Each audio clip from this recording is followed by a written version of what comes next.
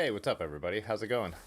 Um, hey, what's up, JMZ? Was in the chat early. I was actually just thinking about JMZ because the night before the industrial gravel ride, we rode out to Kent and met Rick and Jay Dandy. I actually shot some footage from that night, not enough for a whole video, but I've been shooting footage on a lot of my rides that haven't been like full video worthy, and I was thinking of making a video for while I'm gone on Ohio to Erie Trail. That'll be kind of like if you watch Terry Berenson, he'll do like video dumps once in a while. And a lot of times it'll just be cool New York City footage that he's taken from different stuff. And I was thinking of kind of just putting together a lot of riding footage, that's like cool stuff that I've shot over the time, over the last like I guess spring. It would be kind of like a spring 2021 video dump type thing. So yeah, it'd be cool to show some of that footage from when we all rode together and then mix in some of the other stuff that I've been doing that hasn't been in a full video. Traveling through, how's it going, man? Rick's in here. Hey, what's up, Patty? Patrick's in here. Pudgy. Um, Jay Dandy, what's up? He said he rode a bike today and he didn't fall, which is always good. Yeah. Farley, how's it going? Blackball, what's up, man? Rick said he has a video dump, but if you guys want to see it, yeah, I don't think so. Yeah, then last night I had a great ride last night. We did our typical Wednesday night ride, but a couple guys who haven't ridden for a while. My one buddy Woody, who was the third person to ride on Wednesday night. You know, me and my friend Wes started riding. Woody hit us up and he was like, "Hey, like, why don't you guys hit me up if you're gonna ride bikes?" So hit him up and he started riding with us. And then one of the friends he introduced us to last night rode. So we rode from Akron like always. We went out to our buddy Ryan's house, and then he took us on this really cool loop that's mostly gravel around the Mogador Reservoir. Uh, I threw a couple pictures on Instagram and a couple different ones in Discord, if I could find my right link. Oh yeah, we went out to this point, caught a perfect like sunset and everything like that. I ended up with 40 miles, which is a lot for our Wednesday night rides, but yeah, good crew. Then Ryan also took us. We jokingly called him the bar food Bourdain. He like knows like the spots to get the best wings, the best burgers, who has the best sauces, who who makes their sauce in house or house made sauce, as he likes to say. So we went out and got wings and stuff like that, which was great. Just a good. We rode really hard too. We rode pretty some country roads, hilly country roads. We were riding pretty fast. So for a 40-mile ride, we were out there kind of like that's his bike. That's Ryan's bike there. The All City matches the sunset kind of. I was one of those nights I had my GoPro Hero 9 and I had my phone and it was one, I wish I had my like my nice camera in my bag that night because it was so pretty out there and just the adjustments I could have done with manual controls would have made a big difference. But yeah, still got didn't plan to shoot a video last night, but the gravel roads were so fun and we were flying through them and the sunset and everything. I think I'll actually put out a video of that ride on Monday, even if it's not a long one. So yeah. What's up, Large Marge?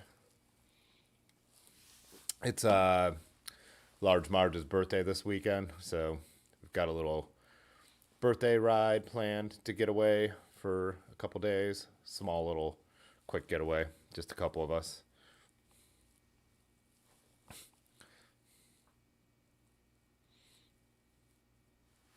Oh, thanks, Rick. He said this picture's sweet. Yeah, I took a bunch. Like I said, I put a couple different ones on Instagram, and we all were making Instagram stories. It was so perfect. We stopped at a couple spots along the reservoir.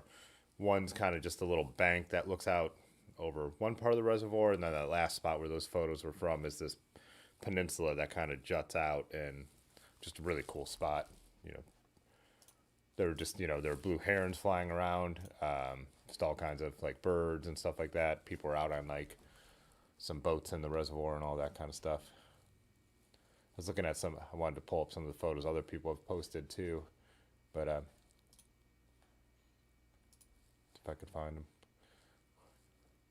Still getting used. I do, like I've said a million times, I have not changed anything since I initially set this up for the live streaming set. I want to get another light over on this side. So especially like when I had Ryan over here and when I was sitting down in this side, I noticed there's not enough light. I had this set up for making videos with the way I've done the lighting, and I would be standing over here. So I need to get it all balanced. Like I said, I need to do something so the TV up here where I'm looking at the internet is on a swivel and a tilt, so I'm not like so off. I haven't updated the videos, but yeah, again, like I'm saying on Tuesday, this week has been awesome but hectic, and yeah, the stuff like the YouTube stuff has to take a back seat on a week like this. Still getting the streams out, still riding my bike, but I've been like getting home from a shoot, editing photos from a different shoot that I need to have out, and then hopping on the bike, having a beer, like whatever. So still been a great week, just definitely not the kind of week where I could like make those little changes I want to do, like make new emojis or all that kind of stuff.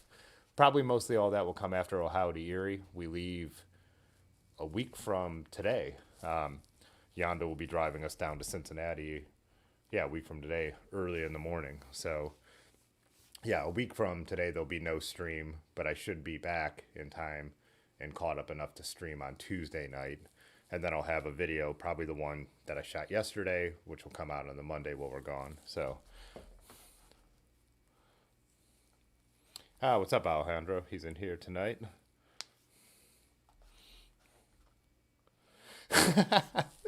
Rick, I'm not like I always said. I'm not complaining. I'm happy with this. I'm happy with the busy week. I'm just saying I can't keep up on some of the extras that I want to do right now. And like I said, we always talked about it. Summer streaming is different than pandemic winter streaming. You know, it's just a fact. You know, and the channel in general. It's still going to get to things. It's just not going to be as quick as it was when, you know, things were a little slower.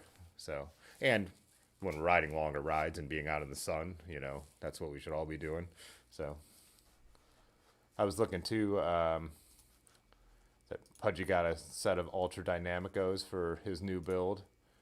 What do you say? He got the Mars? Yeah, 27.5, 2.2. So 27.5 is 650B, right? He said they actually measured out to 23. This is how they packaged Aaron's Ultra Dynamicos when she got them. Funny Brad said his didn't come as like with the note or with the packaging and stuff, so they must have like kind of stepped up that personal touch there.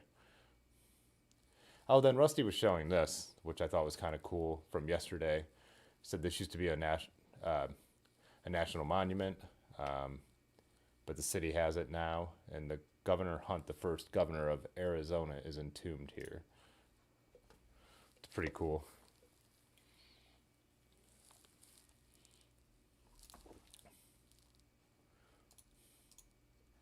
Oh yeah, look how cool that looks. Man, I really want to get out that way. Be awesome to pull a big road trip, stop out there, and then get out to LA where our friend Mike, who was on the Swift camp out and in that video, and then late last summer, if you guys were around a lot of the videos when he was in town, he's in LA now.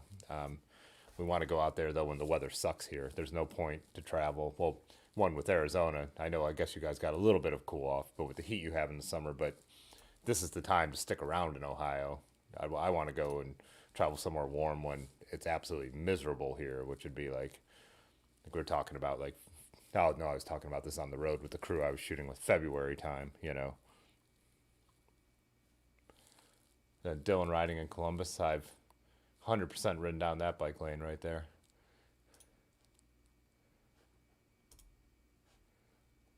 That's a pretty great cockpit on that bike.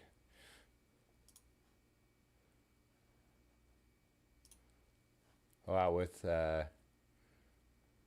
is that Quinn or Devin? I can't tell from that photo. That is a gnarly little bridge over that tree. That's super cool.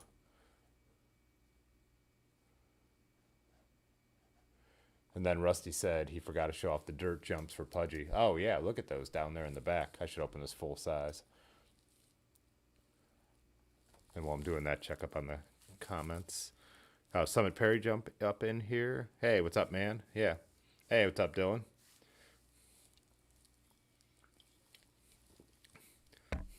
Oops. Totally bumped the mic. Let me know if I messed it up. Again, I have not fixed even that bad cable. So I actually napped today. I got home from those are my photos I already showed. Oh, this is cool too. But yeah, I got home from working. Today we just shot at the studio, Babcock Studio, which is only about 20 minutes from here in Fairlawn, if you're familiar with that. But just being out riding late last night, like I said, riding kind of hard and fast, and then shooting this morning. Actually got home from the shoot, and I'm like, I uploaded a video to Instagram for the Swift campout competition. So you have to put that on IGTV. So I finished cutting that. So basically I took the YouTube video and cut it down. 5 minutes was their length.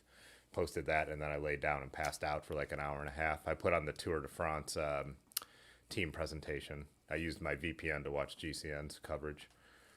But this is the opening of the bridge. We were talking about this, I think, a week ago tonight. So this bridge will take you from over like the Cuyahoga River and out to Wendy Park, Edgewater, and the old Coast Guard station, which I've shown is that white, really cool Art Deco, kind of abandoned Coast Guard station. A rowing team uses it, or a rowing group. But you had to go this long, convoluted way around to get there forever. And like I said, it was kind of cool because it kept the place really, kind of private. Not many people out there. But it is going to be awesome that the city will finally have, like, the residents and the people who live up there and people who ride up there access. And now that this piece is finished, so if you're on the industrial gravel ride, when we were riding the towpath, you could ride all the way up to Cleveland, all the way up to the lake, all the way out to this peninsula in the mouth of the Cuyahoga River, and see out to the breakwall and everything. So pretty cool thing that got completed up in Cleveland that Jay Dandy was up at to catch that photo for us, which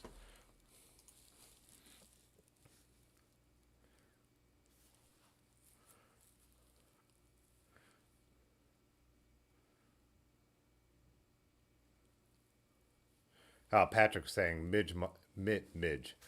You could tell I'm tired. I'm only halfway in one beer, so it's not a drunk slur. It is a little bit of a tired slur. February is nice if the winter rains were good. Mid-March is often the best time to visit. Wildflower season. Yeah, we were talking about March, and one of the things, like when we were sitting around, I think maybe even the campfire on our Swift camp out, March can go such either way in Ohio, where March could be like winter is dragging on, it's miserable. It could be 40 cold and rainy, or you could have 2 weeks in March that hit the 70s. It's probably the most random season in Ohio, or month in Ohio, northeast Ohio, where you just really don't know what is going to happen weather-wise. But still, Arizona would probably be nicer than March's Ohio 90% of the time. So, hey everybody, and Rick.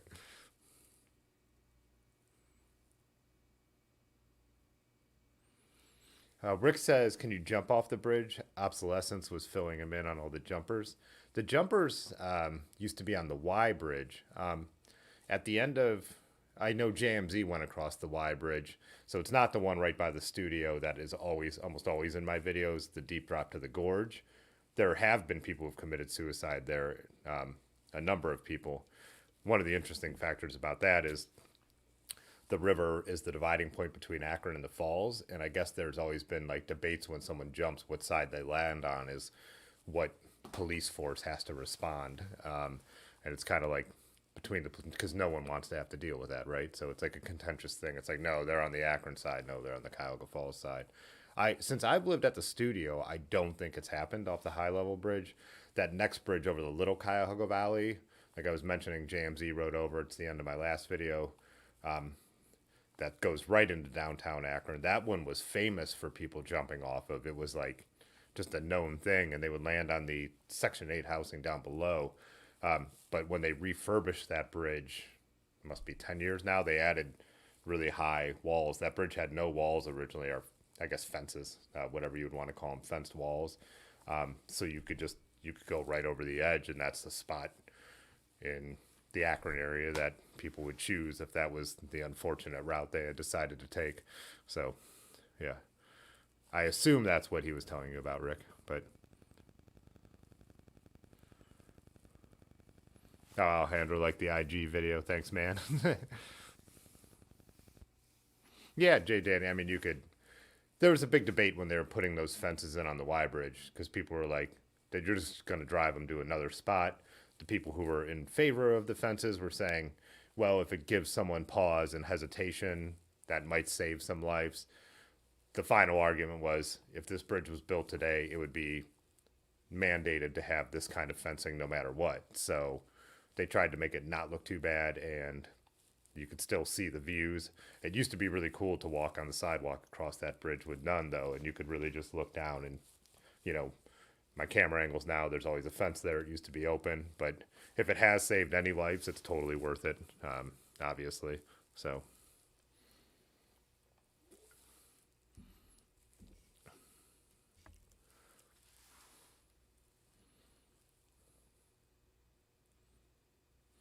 Pudgy.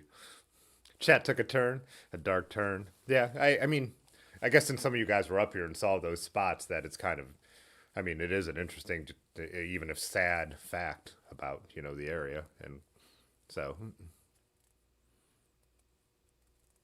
hey, what's up, Less Than Rocket Science? Yeah, like I said, millions for those stupid fences.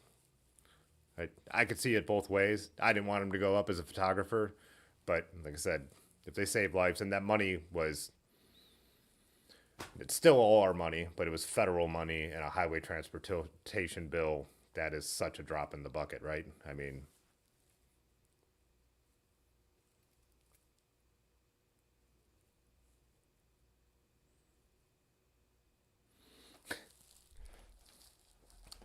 oh, then yeah, we got to show this picture too. This lighten. This is a good lighten the mood uh, way to go, route to go. Don't know what was his description of. I need a way to open this without changing the photo, but he said he just crashed a photo shoot. That picture is so funny with his surly cargo bike. The guy who's sitting on the back of your cargo bike looks just like a guy who was. They were having a going away party in Akron, or in Fairlawn at the place I was shooting for, and it looks just like the guy. And he was a video creator too. But yeah, that picture is so awesome. It's so funny. I like how genuinely happy you both look in that picture. Like,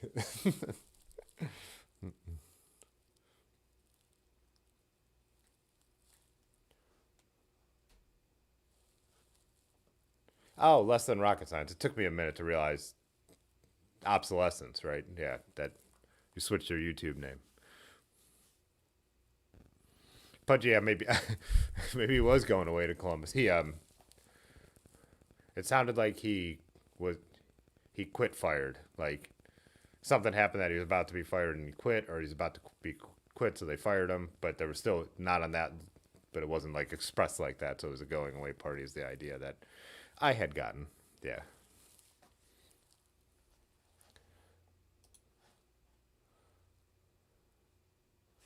Oh, Lanky's.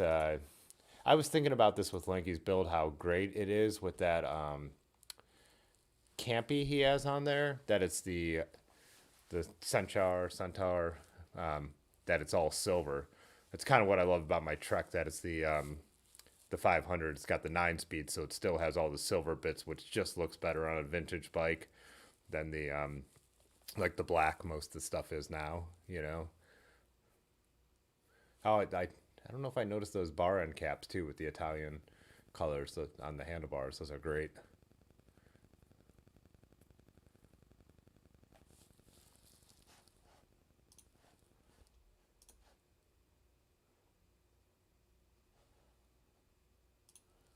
And then Dylan's bike, the cargo bike, all loaded up.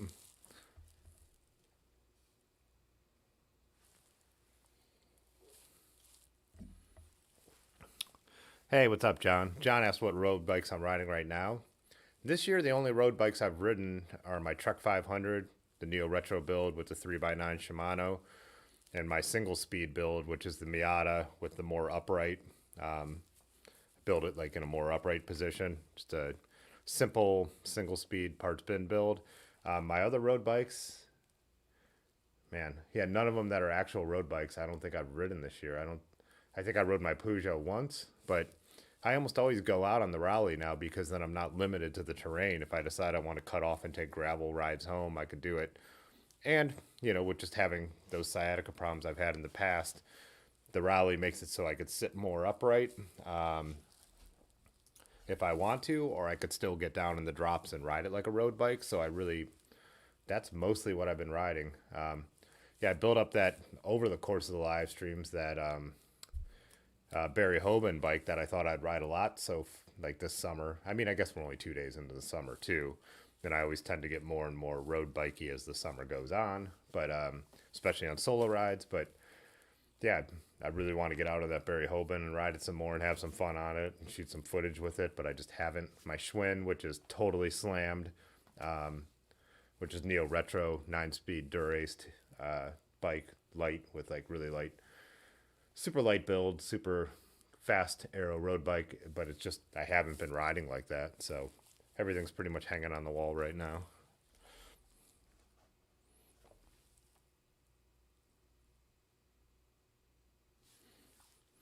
How long has that guy worked there, Dylan? I know I'm a little behind on the comments. Uh, Wait, really? He is the videographer at your work? Yeah, he really does look like the dude that they had the going away party for today. But he also said he's taking a vacation next week, so Tim plus Lanky retro ride vid needed. Yeah, I know. Me and Lanky keep talking about it. It would be, if we do it too, I think I would ride my Schwinn, which it'd be cool to get out and get some footage. I also want to make one of my like profiles on my bikes video on that Schwinn this summer. It's kind of just an interesting build. Some of the parts that were originally on it are on the shelf behind me because they were garbage carbon stuff, but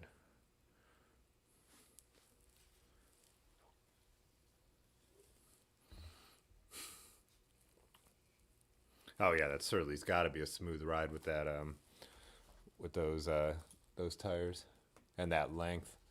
I would love to try that out and just feel what having that long rear end is like, how much how the steering feels on that. It's got to be super interesting and different than everything else.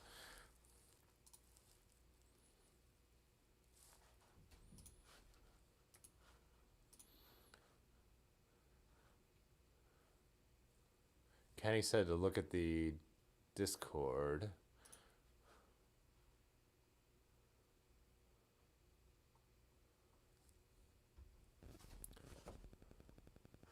Which part of the Discord?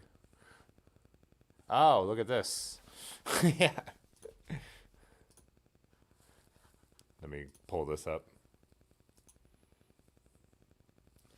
That is my right outside the door here. So awesome. I'll grab that in a second.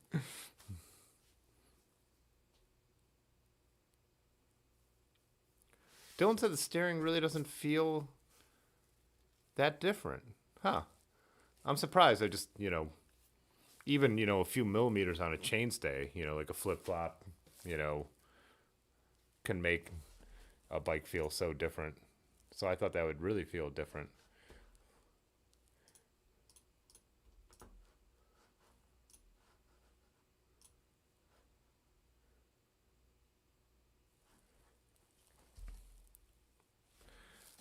Well, thanks, Kenny.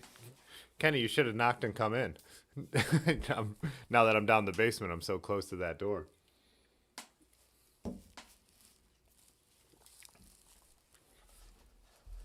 Where am I at on the... Get back into the bike picks, and then I'll switch over to... I think I'll grab the beer Kenny dropped off, and then we'll switch over to some of the drink picks that people posted the last few days. I need a stand. I'm going to hurt my back if I keep sitting in these bar chairs because I hunch so much. So Large Marge said he's transitioning his Gorilla Monsoon into touring mode. So we'll do a quick overnighter for his birthday, and then we'll leave on Thursday. So you put the leather Brooks back on there. Nice. Large Marge is the Brooks Saddle Destroyer. Like where I'm like the one like, oh, Brook saddles don't take that much care, you know. Large is the opposite. He can run through some Brook saddles, and he has. Oh, then we got Keith and Neil, and they. Oh yeah, I did. They're about to ride up the Everett Road hill. Or here they're at the top already. But this is an awesome climb. Lanky's had it in some. I think he's had it in his videos. If not, we've talked about it, or he's had photos of it. But yeah, it's just this great. They closed down this road, and now it's just deteriorated. It's just a really tough, long gravel climb. It's not super steep at any point, which is makes it a climb I like. It's just a long kind of an effort. Yeah, there. That gives you a view of looking down it. It's steeper than it looks in this photo for sure, but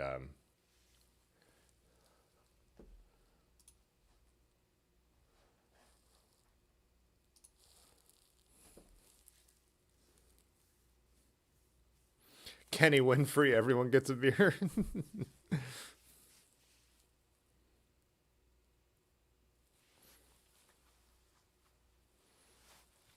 Dylan was saying the steering on his tandem feels way crazier compared to the cargo bike. Huh.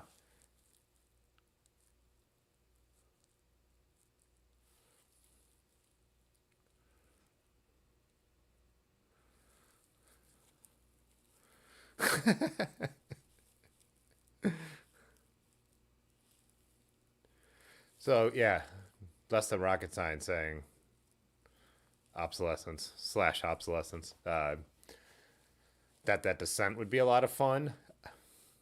I've never gone down that descent without tapping the brakes, and for the reason, who went over?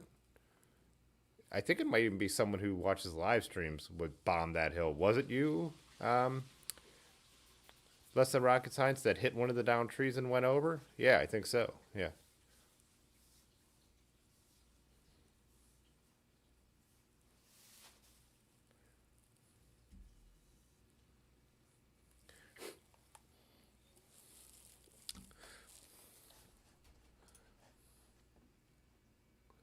You know what I think I will do?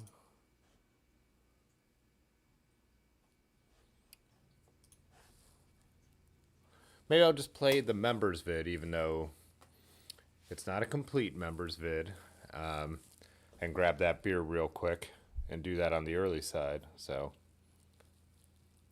oh, it was less than rocket science and hit a tree on the Everett Road descent. Yeah, it's really interesting with that. I was sitting with a, yeah, I know I'm going off on my tangents again, but someone who works for the county, actually a council person, and they're talking about Everett Road. And so there's a group of cyclists out in the suburbs who want it to stay the way it is so it could be ridden. Some people want it to be shored up, some people want it to be brought back as a road. That's never going to happen, it's too expensive. But the one thing I didn't know they can do is the county wants to tear the road out because there's a market for the material. So even though the road is completely deteriorated, to go in and do the work of ripping out the material from the road is profitable, which to me blows my mind that to bring in the backhoes and the trucks to haul that stuff away, that would actually profit the county. So that's one thing the county wants to do is completely remove the road, and then it would probably just be more like a hiking trail. The Cuyahoga Valley, there's lots of old roads that you could discover that used to be roads. Some of them we ride, like Lanky rides, like Old AP and stuff like that, Old 82 and stuff like that. But did we do industrial gravel ride? No, because we really didn't head the valley way that much. But that just kind of really surprises me. That would be a profitable thing to do. But I think nothing's going to happen. It'll just slowly deteriorate more and more. And then now I also understand all these valley roads I've hiked all over the years and like how they got to be like that, you know. Legacy members video. Yeah, OG member video. Oh yeah, I better take these off. All right, let's do that. I'll be right back, and then we could see what Kenny brought and do a little beer review too.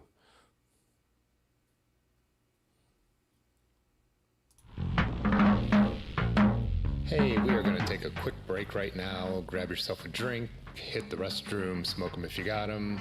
But first off, we do want to thank the members. On a small YouTube channel like this, the channel members really make a difference. They make it so we could do this with the frequency I like to do it and the quality I like to bring to the videos.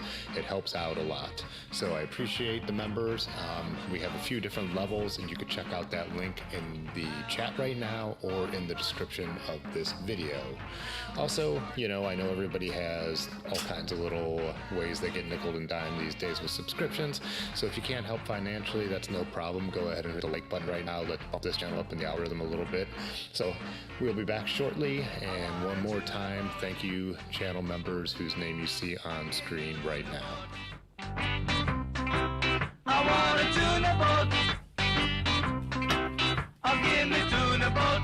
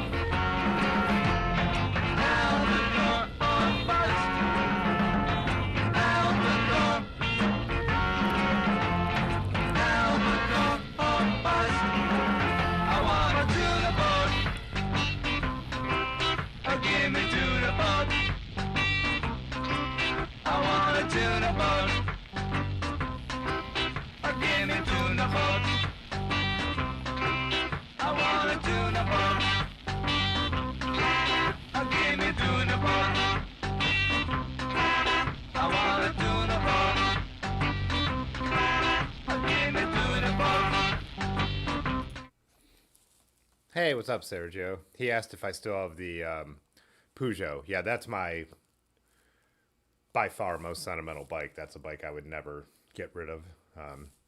It's really the bike that got me into riding vintage bikes. I had the Viscount and I had my dad's Motobicon, but when I built that one up, it was the only thing I rode for, over a year. I mean, I barely got on anything else after I had it, and I still jump on. I've still been maintaining it.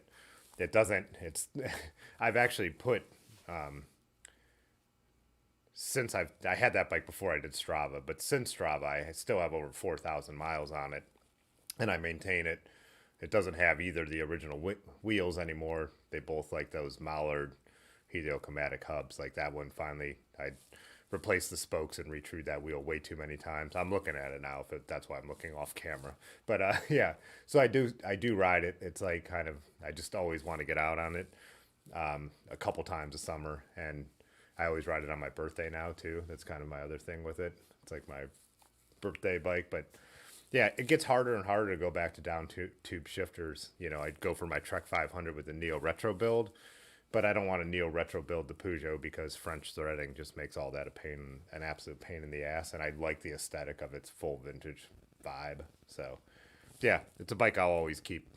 It's a bike I'll always have to ride around on once in a while. I can also cruise on that thing. I still have KOMs, or not KOMs, PRs on that bike because it's just real low and arrow and fast. So how Dylan was talking about, we call it Old AP. I mean, everyone calls it Old AP. It used to be Akron Peninsula. Akron Peninsula dead ends now. He said the road coming out of downtown Peninsula was crazy. Yeah, you guys rode it both ways. I did ride it down the hill once. I told that story of bee flew down my shirt and I yelled, and then Aaron looked back and almost crashed off the side. But climbing up Old AP is awesome.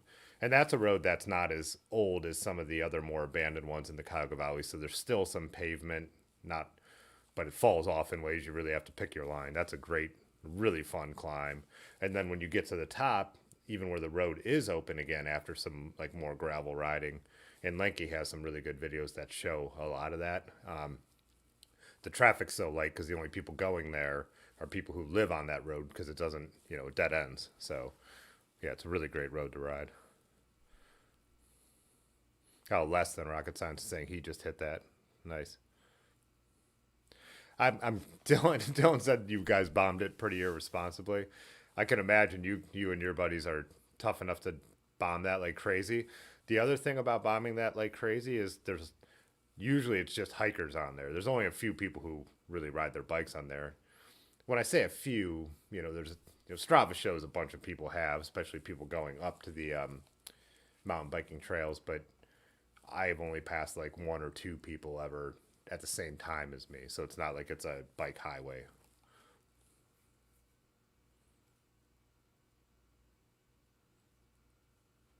Oh, Large Marge is talking about, which I forgot about. There's a Strava segment for climbing it and bombing it like 20 times in a row. Yeah.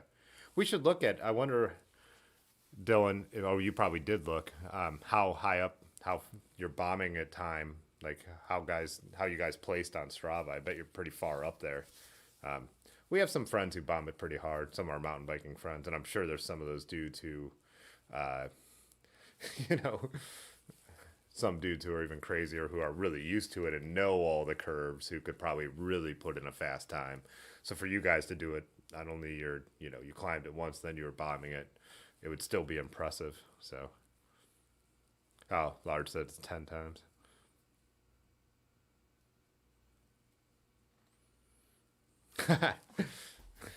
Yeah, Alejandro was saying, yeah, that he found the channel because of the Peugeot. Yeah. Oh, so Kenny dropped off, which I'm excited about. Forgot he had told me about this beer. Come on.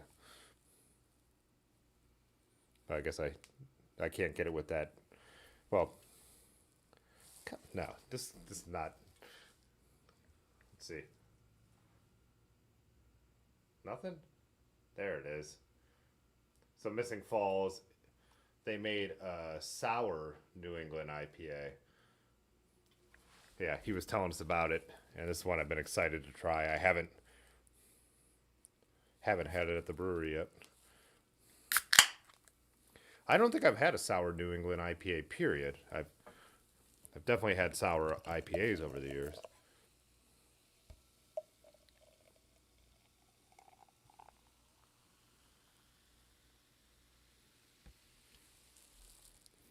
Put that out of the way.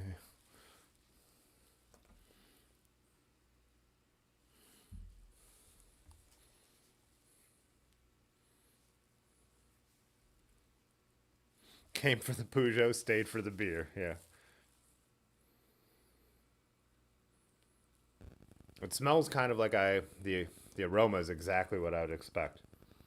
You get like that kettle sour vibe, but still a lot of hops. It almost gives it like when the way those mix together. I know this might sound counterintuitive. It almost gives it a cereal type smell.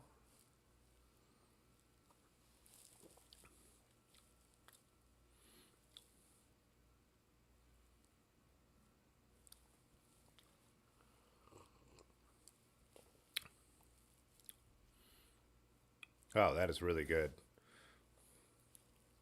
At the front of the mouth, it's all the New England IPA. And then it kind of hits you with the sour at the with the finish.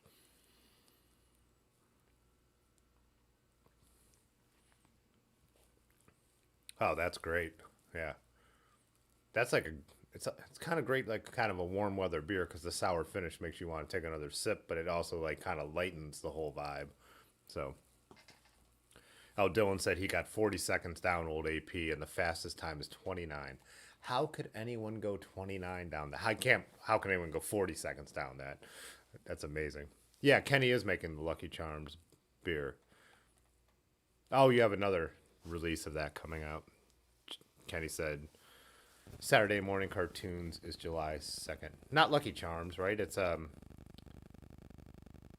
Oh, wait. So that's a new one? So is Saturday? No, wait. Saturday morning cartoons is Fruity Pebbles, not Lucky Charms, right? Did I mix that up?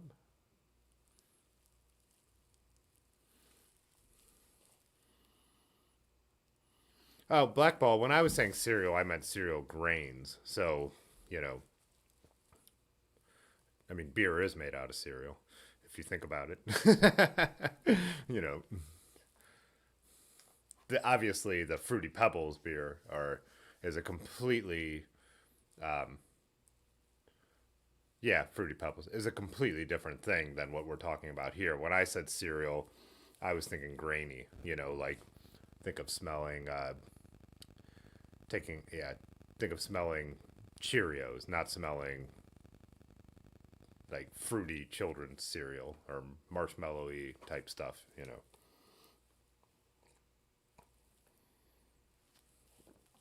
Like, you know, if you, and that's not what I even meant by this, but if you take a whiff of nice strong whiff of a wheat beer, you know, cereal grain, you know. Yeah. I'm confusing things because we're talking about two kinds of cereal at the same time.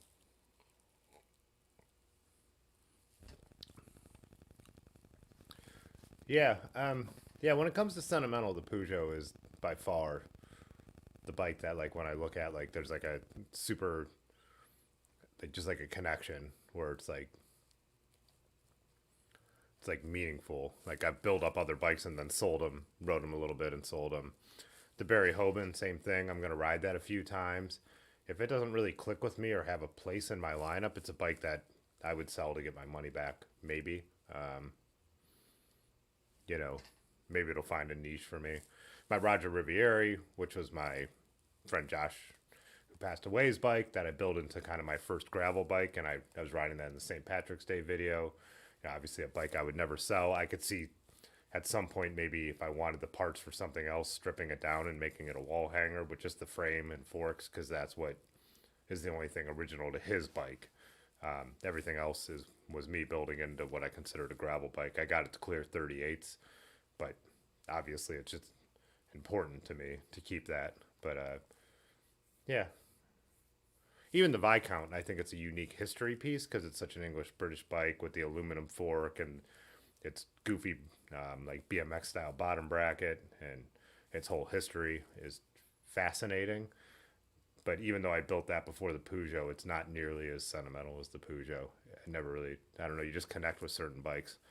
My Raleigh and Trek 500 are becoming like that. The Raleigh, now that I'm putting 7,000 miles on it, and Otis has pictures of it when he like got it from the shop and all the iterations of the builds. And when I met Otis, he was mostly riding that bike in a build in a 1x setup he had on it. So, yeah. What's up, Broadford? I'm focusing a little bit tonight. It's early. I haven't been drinking too much. I am loving this, though. This is great. This is a.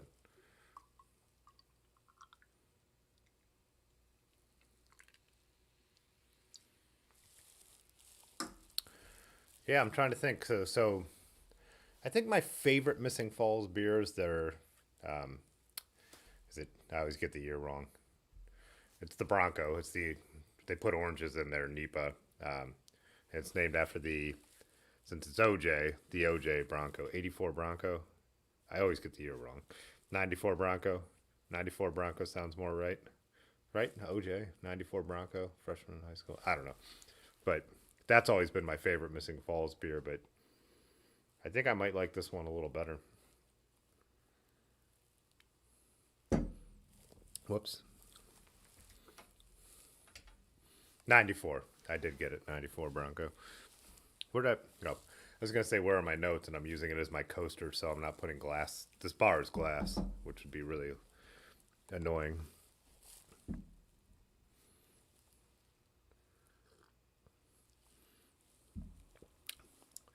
I'd say I'd save one for you, Pudgy, but by the time we finally meet, I don't know if it'll, as for an IPA, it'll probably have lost too much of its hop potency. This is not a kind of beer that I would want to cellar, you know, a sour NEPA. But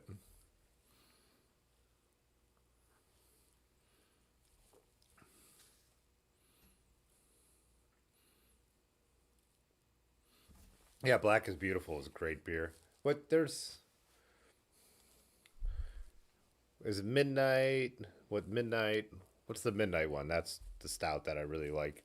I drank that one on the stream a lot over the winter from Missing Falls. Midnight. No, wait, that's the Black IPA, which I like a lot too. The Black IPA, but they have another stout that I really like.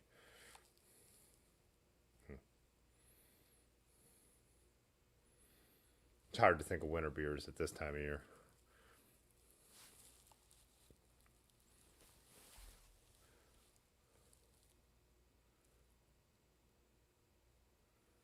Pudgy said he still got the milkshake IPAs from Southern Tier put aside. Nice.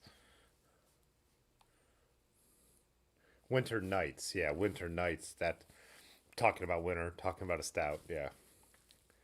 What's the name of the black IPA? Midnight what? So the stout is Winter Nights, but the black IPA is Midnight. Nerdy beer talk. Oh, well, Winter Night Stout. Yeah. I should pull up everyone's drink picks while we're talking about drinking. Starting yesterday with Rusty was saying, Wizard of the West from Shop Beer Co. took it. I'll pull up the photo in a second, but I got to read the caption because I can't see it then, which is annoying. Took a detour to hit some gravel and beer spots on the way home today. And they wrote, by detour, I mean went the opposite direction of my house, which I love. Oh, Midnight in India is the black IPA I really, really like. Yeah. Yeah, so this is Rusty's outdoor spot. And then he also posted this one, which looks like an awesome hazy. He wrote, there are 7 people here on bikes right meow, not including himself. He said this one's called Public Secret, I believe. This is us at that. It was kind of cool last night too because it was that's Otis in the background, then blurred in the corners Ryan, who took us to the spot. And you could see the wing carnage all around there. But sorry, Dylan. But yeah, they actually did have a bunch of drafts and some craft beers. Nothing like mind blowing, but you know they at least had Truth, which is kind of a standard around here by Ryan Geist to get, which is what I went with. They had a platform. My favorite thing about the platform is Ryan, well, I won't call anyone out, but everybody may have, some people may have been doing other things on this ride when we were out watching the sunset. And he said, what's the platform handle? And she said, I don't know. And he said, I think he said, that sounds good. And so that's what he got. And we were cracking up about that. Like, oh, I don't know. Oh, that sounds good.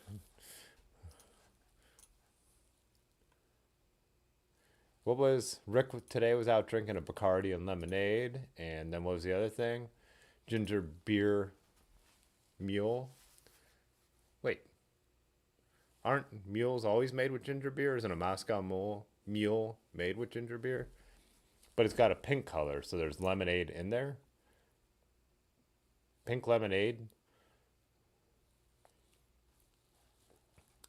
Large got another short soft parade, which I drank on our ride last night a Shorts double IPA, which was completely solid, really good beer, but nothing like Shorts. Almost all their beers stand out to me in a way. This one was kind of just a good double IPA, good solid double IPA. Oh, Pudgy has a Mother Stewart's Disco Dancer, a hazy IPA. Yep.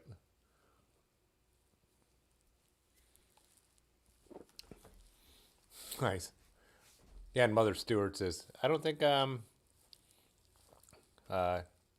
Gary's here tonight, but he sent me a couple of Mother Stewart's beers.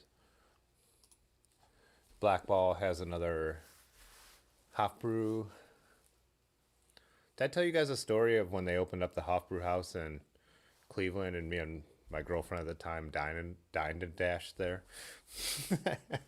There was drinking lots of German beer involved, but there was also, we didn't do it just to be malicious. We also got treated kind of poorly in a way.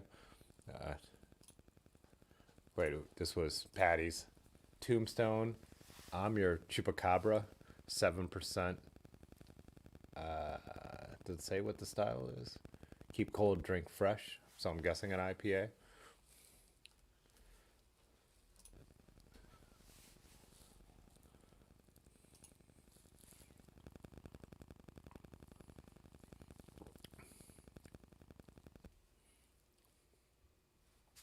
Ah, what's up, Lanky? He said he missed the old AP talk. Yeah, we were talking about the segment that someone created that is up and down 10 times. And then we were talking about how fast Dylan and his buddies bombed it. And he said they did 40 seconds and the KOM is 29 seconds, which both of those blow my mind. I mean, like I said, I've only gone down old AP once, but I was all over the brakes and I know the road. So Yeah, mules are usually ginger beer and liquor, right? And then they changed the mule. They could gin, right? Moscow Mule, gin and ginger beer. No, everyone knows I'm not a huge cocktail guy. I'm a bourbon drinker, but I'm not a huge cocktail guy. And Pudgy was saying that that disco is the best hazy in the area. Nice. Oh, Rusty's drinking a 10% triple IPA. Too lazy to post a pic. Yeah, you don't want to get up and uh, mess around with it. I still have two of those because Ryan, when he was here after he busted his foot and had been pounding every beer I had and I was out, I had the 4-pack from Louisville, my Louisville trip that were for Aaron, Ben, and Funny Brad. And Hugh hammered one. He was going to get another one. It's like, dude, you don't need another 10% triple IPA right now. But fortunately, he didn't get into it. So, but he had an excuse that night. He posted a photo to our Wednesday night group ride chat. His feet, the swelling went down, and now his toes are turning color. So, yeah, he twisted his ankle so bad coming down these stupid stairs. I can't believe it. But Moscow is vodka, obviously. Yeah, Moscow is vodka. Ooh, a prickly pear. Yeah, Roger did send Mother Stewart's, Pudgy was saying. Got some new unreads in the Discord.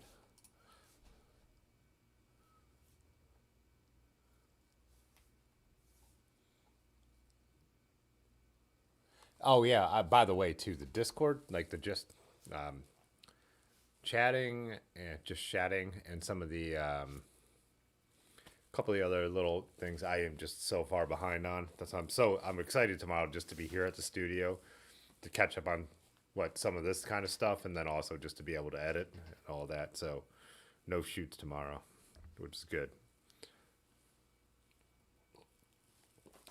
But I scroll through and been looking at the pictures, but keeping up on the actual conversations, I have not been able to.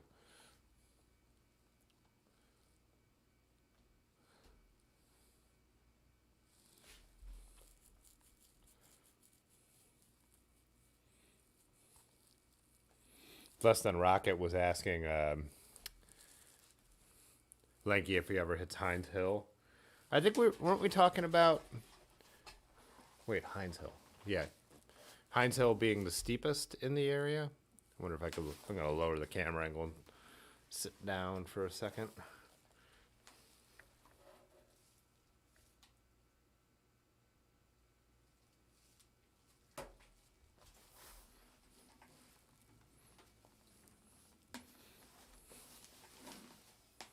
Oh, there we go. Is it focusing on the mic instead of me? Now it's focusing on neither.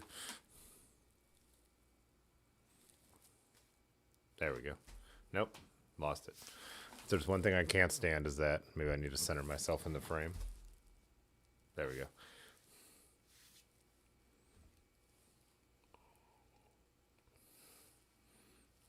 Some rocket science said there were 10 to 15 guys climbing it today.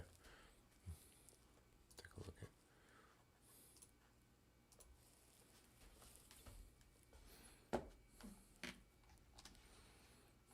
What sports ball is on tonight, Rusty? I gotta assume it's baseball, right?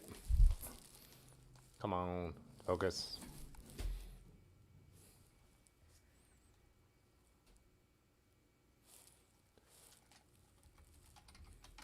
I want to look at Heinz Hill.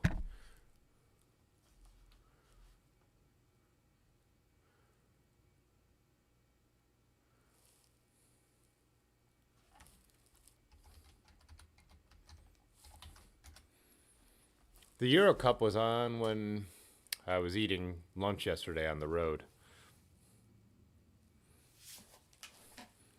Oh, Suns versus Clippers. Oh, basketball. Yeah. I have so stopped paying attention to basketball. That's crazy that I wasn't even thinking that that's what's on right now.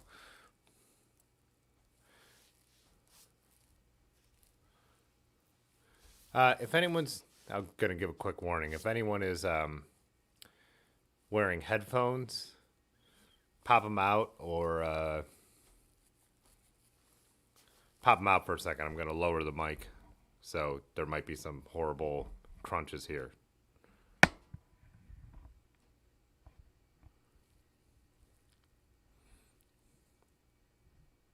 It's still going to be in the shot. I just wanted a little, not aim so high.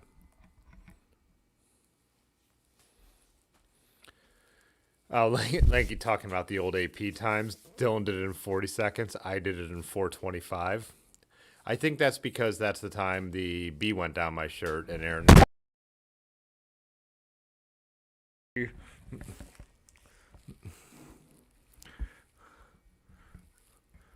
This container of chamois cream might not be the best way to support a microphone.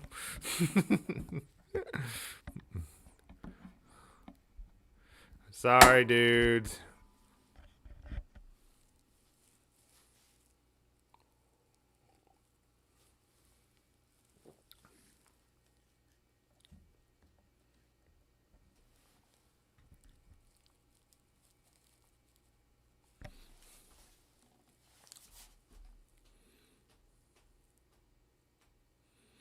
Lost my train of thought with that mess.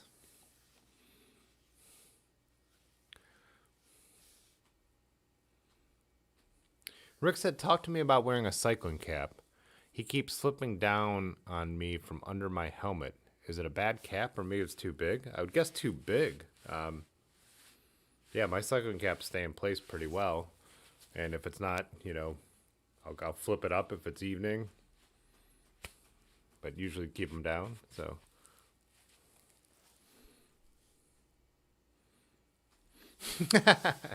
So was Tibbs 425. There's some spots where we I lost focus again. Where we almost always stop for a beer. And so like I have like it's a segment where the KOM is something like, you know, 2 minutes, and I have times that are all like 45 minutes. What is going on?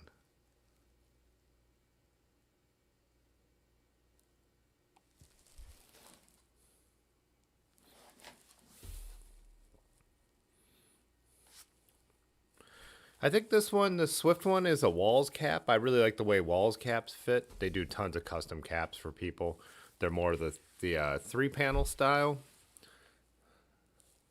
instead of the, you know, a lot of like the classic cycling cap style is the seam in the middle. I need to put this on manual focus. I can't fucking stand this. Sorry. No need to swear. Now it won't. It won't actually switch to manual focus. This lens must. Well, I bought this guy. This, like I said, I think this lens was hot.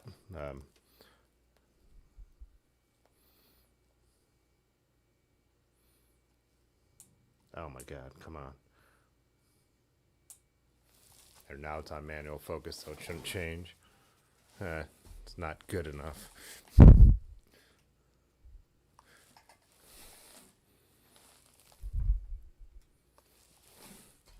That's good enough. Oh. Sorry, I'm a photographer and videographer. I can't deal with that not being right, not being close enough.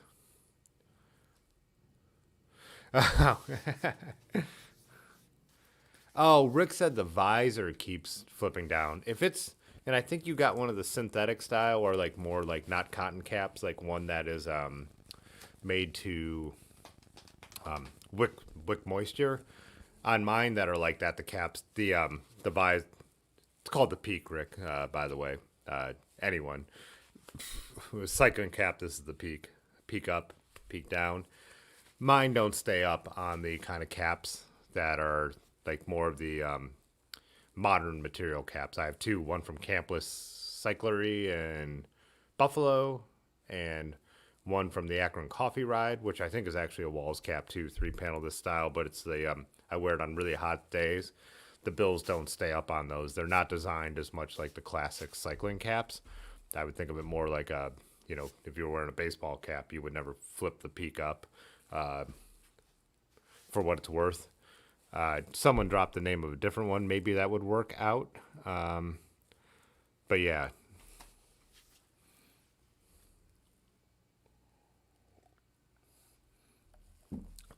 Traveling Through said it's not 1986 anymore, visor down.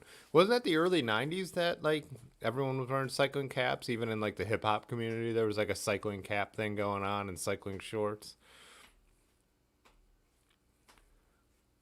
It's a peak, Pudgy. On a cycling cap, it's called a peak.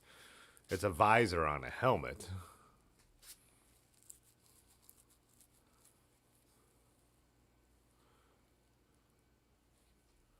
Hey, see you later, Jay Dandy. Have a good night. Stay upright. Stay safe. I will 100% disagree that you would call it. That'd be like calling this a hat. This isn't a hat, and this is not a visor. This is a cap, and this is a peak.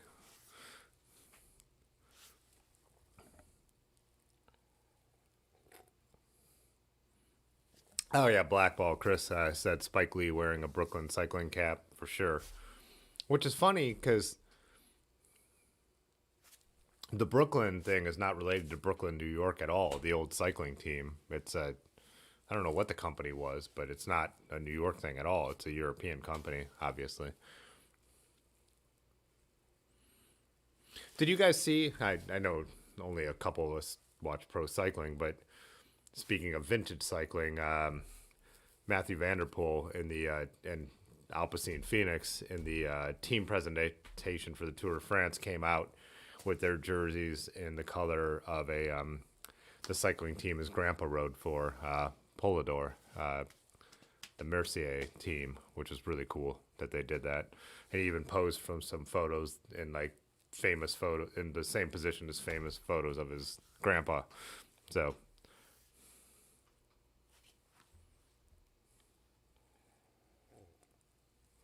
you're right, Blackball. Brooklyn chewing gum. That's what it is. Yeah.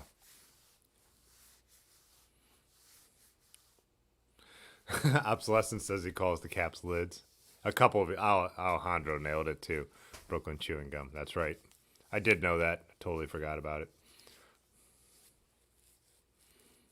Please hammer, don't hurt him. Blackball, you're a peak up guy. This cap doesn't. This cap's not a very good peak up cap, and they also didn't print anything on the peak anyways, except for in the corners. I have some other caps that I like peak ups, like without the helmet on. The Rafa caps work really well peak up, and they also put the Rafa logo on them. I only have their EF caps. I don't own any of their other caps, but I have the Map Eye, the vintage reproduction of the Map Eye team, which is now Quick Step. Or next year will be Quick Step. Right now is Dakuna Quick Step, but that's a cap that looks good peak up. But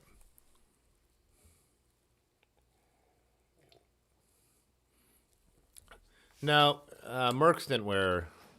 Merckx rode for. That's the orange.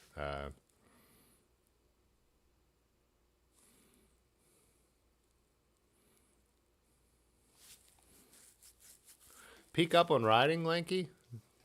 I like to keep the sun and even like some bugs. Like with my head down, it'll help keep the bugs out of my eyes.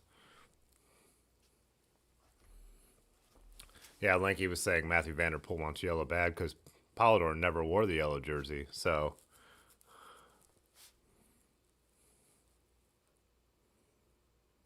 Molteni, there he is, Lanky. Yeah, I've got a reproduction like Molteni jersey that I like to wear too, just for on hot days. It's like full zip. It's more of a mountain bike jersey, but it's in the Molteni colors, made to look like that. I would love to buy one of the wool ones. Those are some of my favorite bikes too. Those Kaunago Molteni bikes in the orange are just awesome.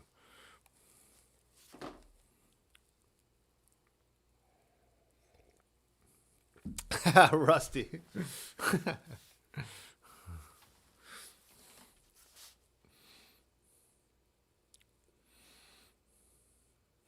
Like, yeah, I imagine a lot of people are peak up when hanging out with you. Yeah, I'm excited for the tour. It's wide open. It's going to be interesting, I think. I'm going to miss a lot of the stages because we'll be on our trip. And I can't get... I wanted to bring this up in the pro cycling category on the Discord. I can't... I can't get my iPhone to work with a VPN. So on my Fire TV, I could watch GCN's coverage of the tour just by turning on the VPN to England. But on my iPhone, when I turn on the VPN to England, it doesn't work. Like if I try to go to GCN, it's still showing me only the US stuff. NBC Sports just sent me, so the year subscription ends now. If you want the tour, you have to, they're ending NBC Sports Gold. You have to buy Peacock, which like is cool because it's monthly based, but I'd rather just watch GCN and Eurosports coverage anyways. NBC covers the tour really well, but I just feel like the Europeans cover it for people who already have a base of knowledge about cycling.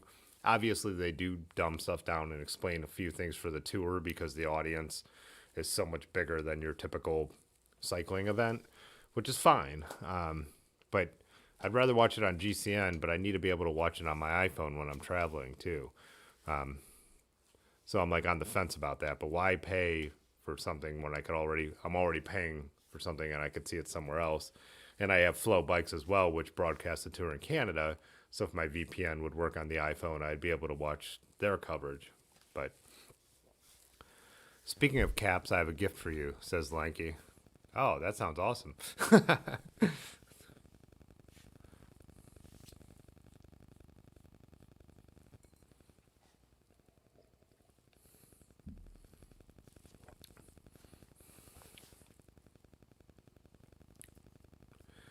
Broadford, no. So the tour will only be showed on NBC's.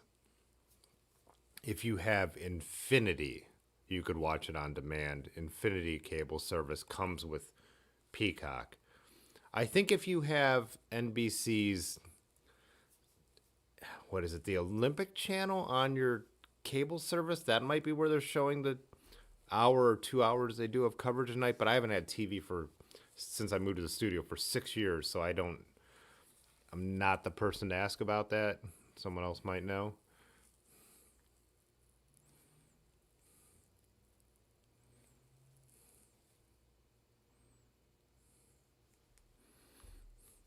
Oh, like by saying worst announcers, you're talking about the U.S. announcers. Yeah, and plus I don't want to watch a thing where they interview Lance Armstrong. I don't care about his freaking opinion. He doesn't know what he's talking about. He should. He won it 7 times. I mean, I know it's off the books now, or it's asterisk, whatever you want to say. But he just says stupid stuff. It's like, I don't need this guy's opinion. He doesn't know what he's talking about anymore. He's lost it.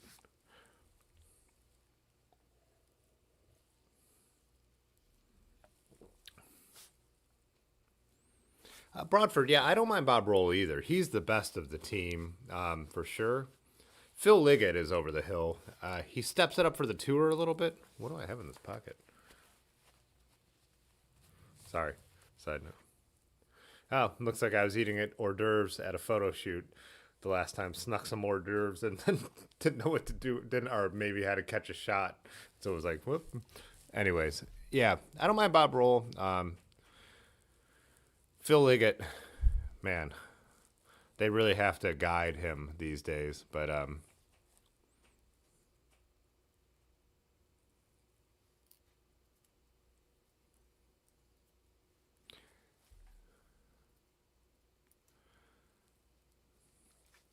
gravel triathlons, that makes sense. That would pop up. I mean, those Tough Mudder events and all that stuff are super popular, so I could see why there would be a scene for that.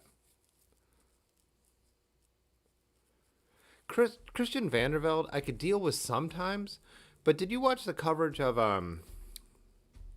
was it Liège that NBC had the rights to? And he kept saying he just kept using terms that I've never heard used in cycling. Like, I don't know. In one way, it's interesting for the NBC coverage and the former U.S. pros to talk about cycling because I think it is something that we would find out if we went over to Europe and rode with those kind of people. So they have a unique perspective because you're the outsiders in the sport. And I like Christian Vandervelde's perspective and some of his stories when he talks about that kind of stuff. But man, Matt Stevens. When Matt Stevens calls part of a race, I love it. You know, he's obviously a great presenter. He was on GCN for a while, and just he's really good. He's super knowledgeable. He was the British, you know, national champion for a while.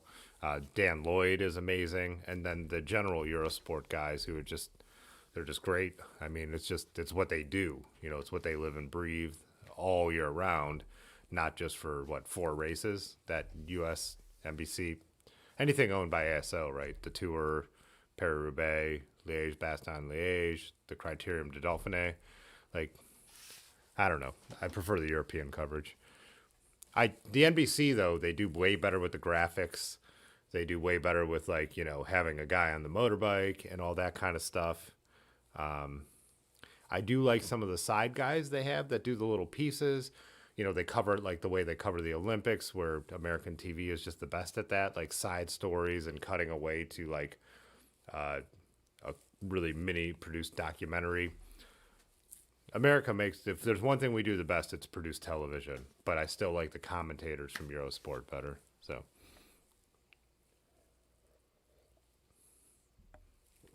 oh, Chris Horner, yeah, Chris Horner was driving me crazy, Lanky. Yeah,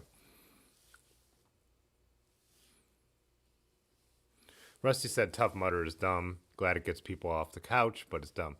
I've never liked it's. I've never liked forced obstacles. I like the idea of just like going out. That's why I like the industrial gravel ride. That's why that would be my thing. Like I'm not against anyone doing a Tough Mudder. That has no desire to me. I'd rather do a foot race, you know, 5K, 10K, half marathon, or I'd rather go ride my bike over some cool terrain and have fun doing it. But yeah, that kind of like intentionally getting muddy, I don't know. It's not my favorite thing. Yeah, Carlton Kirby, he's the bad Eurosport commentator, right, Lanky? He's the one who gets a little too wordy.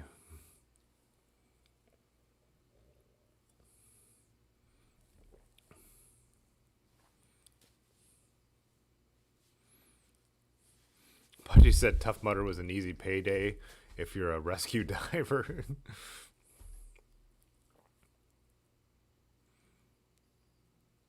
Yeah, Rusty. So Rusty's saying trail running in the mountains. Yeah, we don't have mountains, but yeah, trail running in general and all that stuff. I just like the more, yeah, natural. Even with cyclocross, I don't mind that there's barriers, but I wouldn't want to see them spraying hoses to make a mud pit, right? You know, if it rains, it rains. If it doesn't rain, it doesn't rain. So, but again, if that's what motivates someone to go out and do something physical and stay in shape, I think the same thing we're saying here. Not against it, but yeah. What comment did I miss from Broadford? Oh, the Bob roll. Yeah. It's going to be a really interesting tour, too, with the first few days being rolly. So, might be hilly enough to drop the sprinters, to not at least be a bunch sprint. So, one seems super suited for Alaphilippe to be in yellow in past times, but now you got, like, Matthew Vanderpool to deal with, Wout Van Aert to deal with. So, it'll be really interesting. And everyone's going to want to be in yellow. Like, these aren't the guys who are going to be in yellow the first couple of days aren't going to win the tour. But just to get that yellow jersey and that prestige, there's a lot of people, there's a lot of great riders who are capable and going to be going for this. So,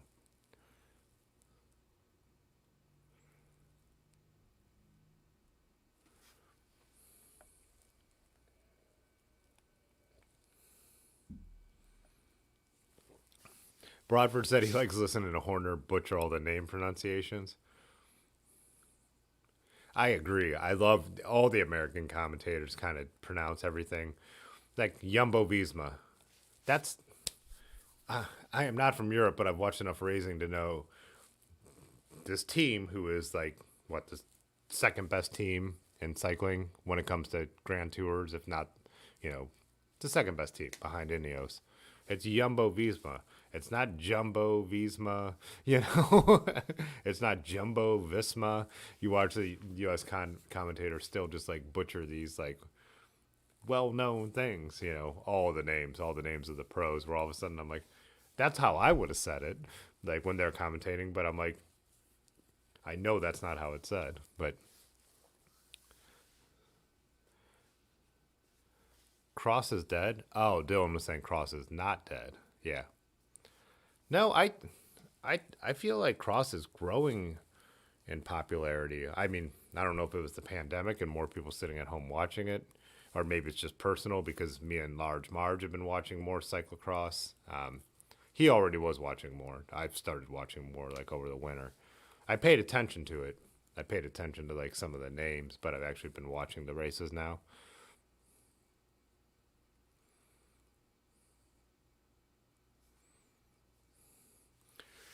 Yeah, I don't. But so Dylan said companies don't even make cross bikes for their pro cross teams. It's all gravel bikes. But I mean, the gravel bikes grew out of the cross. I mean, the gravel scene grew out of cross bikes. I mean, it was a big, there were the people who were converting things like mountain bikes to drop bar bikes. But like early Dirty Conses and all that, it was Unbound. But when it was called Dirty, at the time, like the winners were riding cross bikes because that's what was available. The reason the Warbird and my Raleigh Tamland 2 were groundbreaking is because they were built as gravel bikes, just not wider clearance cross bikes, which kind of changed the scene, I would say. But just think about it, when Wout van Aert switched to Jumbo, his team didn't make our, what's the name of the brand they ride? Cervelo? No, not Cervelo. They didn't have a they didn't have a cross bike, but now they're making one because they have such a huge star on their team. So they specifically went to work to make a cross bike. So I guess that could be argued the other way too.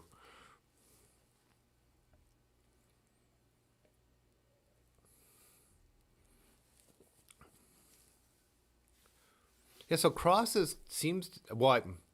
I haven't paid attention long enough to know which way it's ebbing or flowing, but Joy Machines up in Cleveland sponsors a cross team. My buddy Woody, who I rode with last night, has ridden in some of those races. Large knows the guy's a lot better than me, but there's other dudes that I've met a couple times. They've come down to Akron, but that Large knows better. That race cross, we rode our bikes up before the pandemic to where I was just talking about, where Jay Dandy posted that picture of the bridge on Wendy Island. They had a cross event up there. So this fall, with cross being back, I'm excited to go out and shoot video and photos of just local cross races and stuff like that. So it still exists in this area. There's a whole series. It's something that I just didn't pay attention to. And then Carl, who rides with us sometimes, the guy who works for Earthquaker Devices, the guitar pedal company, he used to ride cross, he was telling me, years ago. So it's been fairly ongoing in this part of the country. And then even with GCN, they hired, what's his name, who's an American cross rider. So to me, it almost feels like Criteriums, how Criteriums with Legion are coming back up in popularity. I think cross is kind of doing the same thing because it's a way to race locally. And then the lower level races where you could just show up and ride and there's no restrictions, at least around here. Like, they don't hold you to what a cross bike should be. When me and Large went and watched it, like, some people were riding mountain bikes, some people were riding true cross bikes, some people were riding gravel bikes. You just show up and race and have fun. I think that's going to grow in popularity. So, Lanky's got me. Canyon was the name of the brand for sure.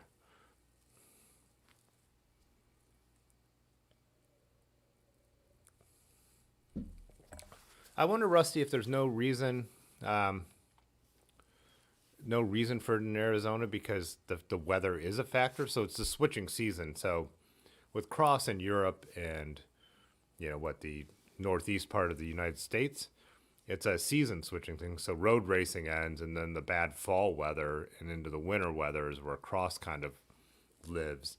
And I wonder if you're in like the Southwest and stuff like that, nothing makes, like, it's grass racing, right, at its essence, and then it becomes mud if it rains. That doesn't really work in Arizona. That gravel racing just makes more sense there. Why even bother with cross? Yeah.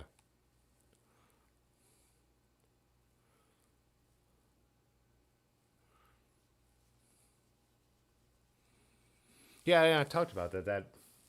That bike that I brought down once and showed on the stream, but my buddy bought it and it's kind of bent, so they gave him his money back. But I used the components on a couple different builds, including the single speed as an old cross bike. And it's cool. The old cross bikes are awesome. I would like to get my hands on a vintage one that I could put on like 3840s, and make it a gravel bike.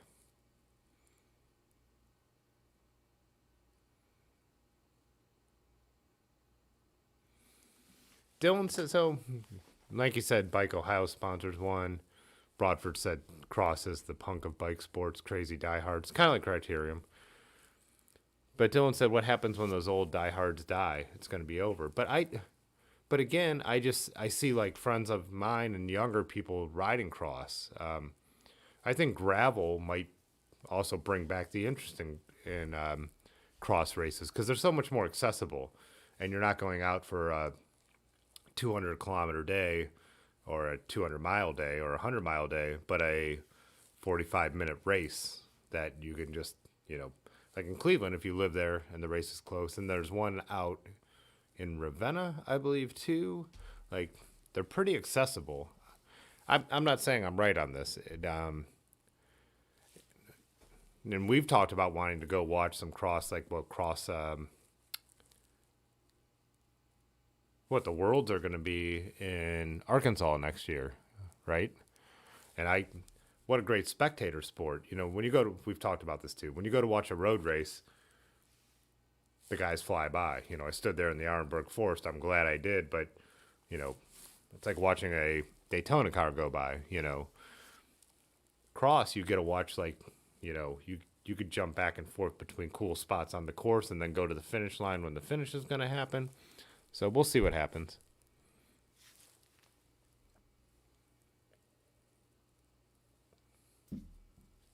So Patrick said he spectated at a cross event at a local park there a few years ago, is whatever.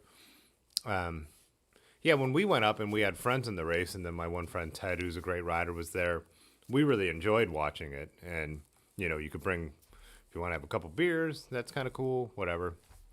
Oh, Lanky said Jeremy Powers. That's who I'm thinking of from GCN.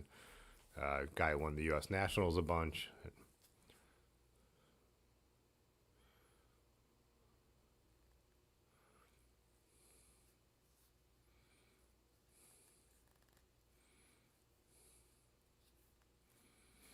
Cross Riders wave.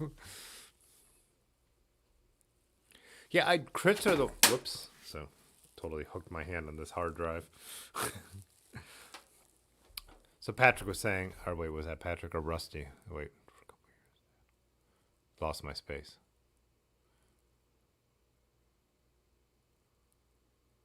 I totally lost where I was at. Someone was saying how they like watching crits and cross races.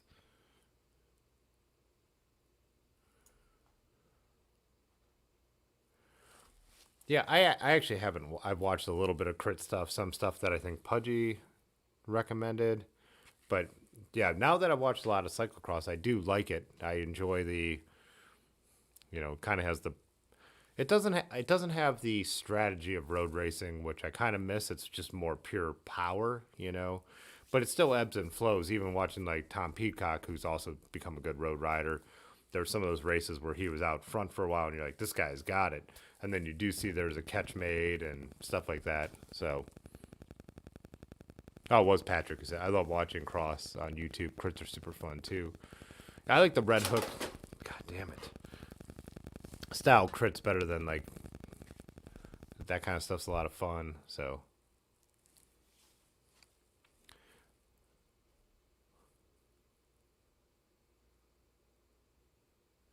Patrick was saying they did have a series for a little while, and then Rusty said maybe the weather is part of it, but I think it's more terrain. Yeah. I do think the grass riding and the weather, though, is a big part of cross. I mean, if you think about where cross is traditionally based and popular, you know what I mean, Belgium and stuff like that. Yeah, like the late season type stuff. I do think that's what we all envision when you think of cross racing, right?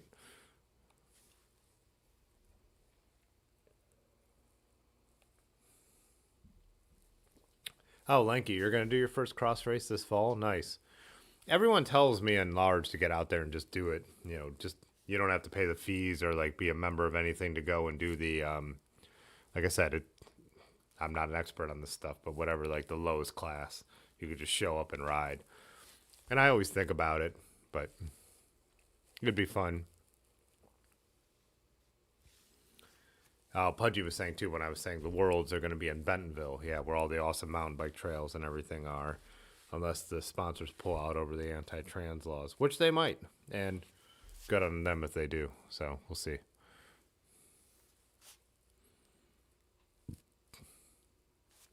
Rusty says when you move back to Ohio, which is imminent unless he can convince Cassie to go to Portland, he will miss how accessible gravel trails are. It depends on where you move again, Rusty, though. I mean, Ohio Gravel Grinders, look up their, if you're on Facebook, look up their Facebook page. For us, it's a drive to get to that stuff. For people who live in that part of Ohio, gravel is completely accessible. They said I could ride to downtown Akron on gravel. It's not going to be like the mountains, you know what I mean? But there is gravel. It's just not, yeah. But definitely, I mean, it would be different.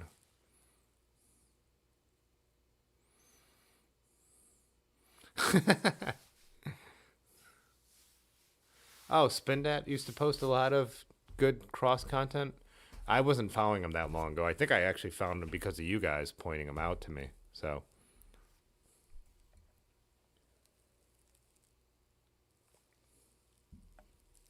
Cat 5. Oh, excuse me, man. Say it, don't spray it, right? Lanky was saying Cat 5. What race are you doing, Lanky? Maybe me and Large should sign up and we could all race each other. That'd be fun.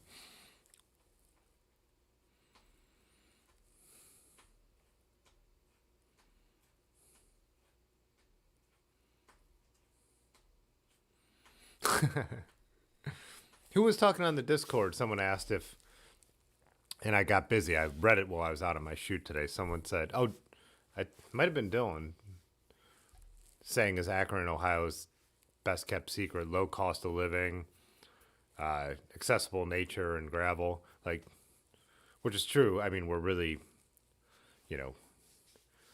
15-minute ride into a national park, and like I said, that trail that goes all the way to Cleveland and the gravel that we ride around here. And the metro parks are really strong. There's tons of great hiking to do. And the cost, you could buy a house. Like, we had a house that, me and my girlfriend, that property was woods in the back and dropped down to the towpath, the national park. Yeah, it would have been national park there. No, it would have been metro park there, but national park 2 miles beyond there. And it was $90,000. And yeah. And you could go much cheaper than that and have an actual nicer house than that in Akron. But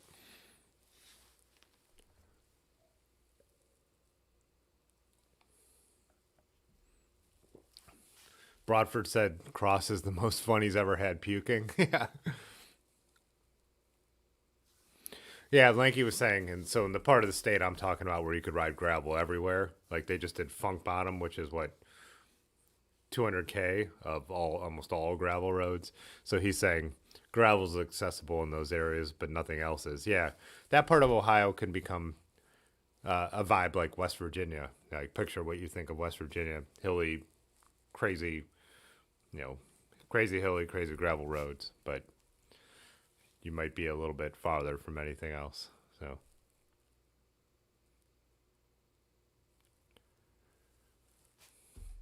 So Dylan said gravel in the Pacific Northwest is not representative of anywhere else in America.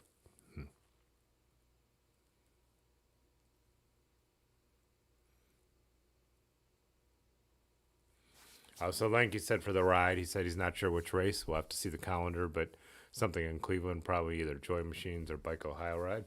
Yeah, we should get in on that. That'd be fun. Plus, we could all mount our GoPros and get some cool footage we could trade from it.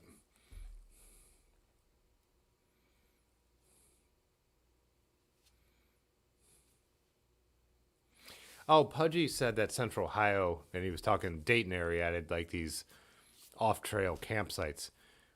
I saw that right before I went live streaming, but I did bookmark that so I could go back and check that out, Pudgy. I'm totally interested in that.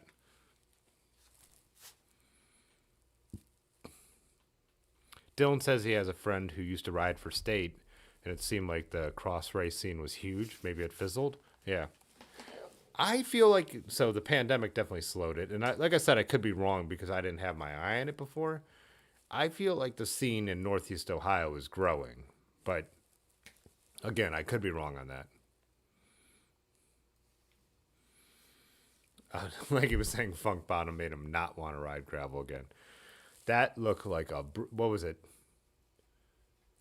200 kilometers, 10,000 feet of elevation. Yeah.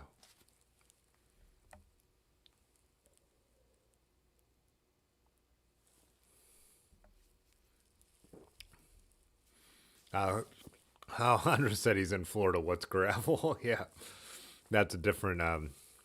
Yeah, I wonder if there. Yeah, there really isn't any gravel down there. Everything is sand and.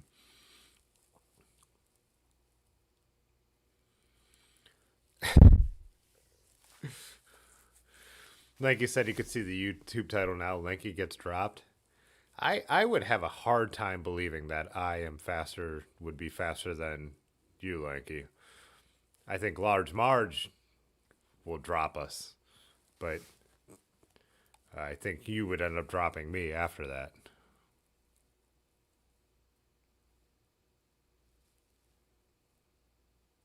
Oh, so Pudgy said there is a gravel YouTube channel.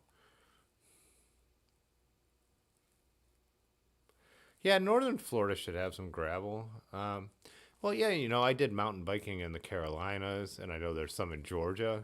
I mean, well, the Appalachian Trail is going through there, at least northern Florida. I mean, southern Florida is all reclaimed swamp, right? But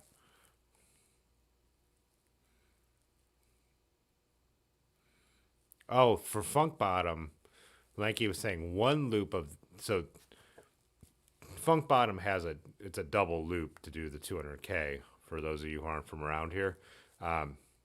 So he's saying one loop that was 100K had 8,000 feet, so past the 1-to-1 ratio.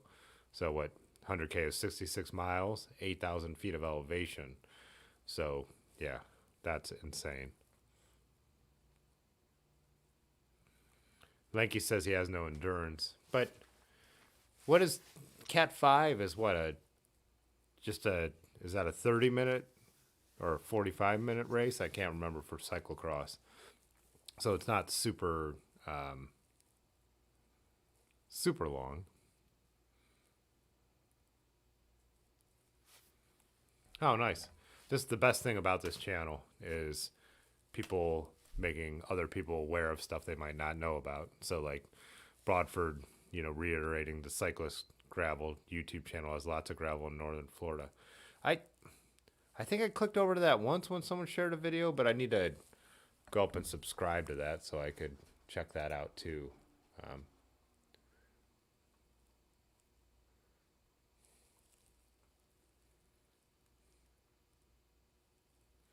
Out traveling through said Apple Flash. I'm not even going to try. You could just copy that down. Northern Florida has 4 service roads that are gravel. Rusty. Great comment. My mind hadn't even gone there, and as dirty as usually that is, I had not gone to that place, which is the best.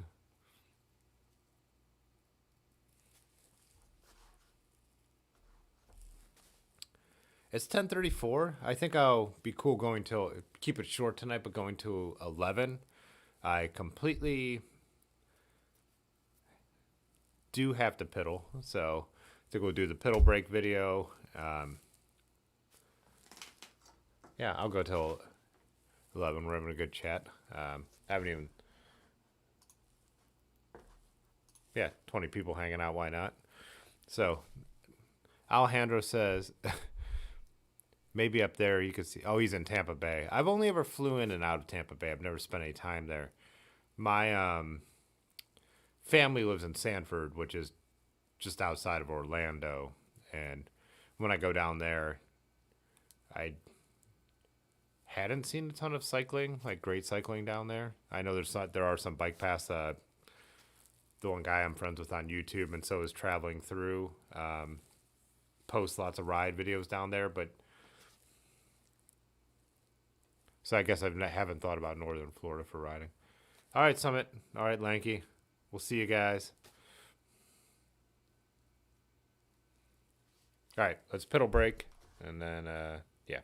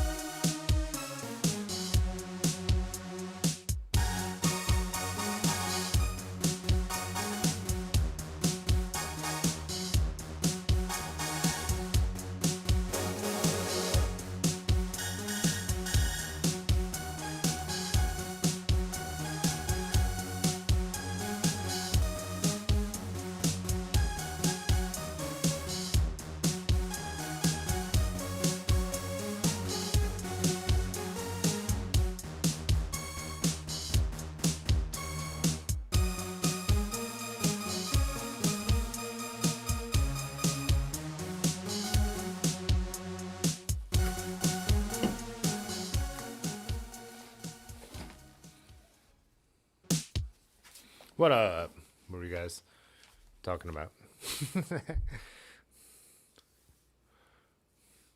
I forgot, Alejandro, that Tampa Bay was the area you're in.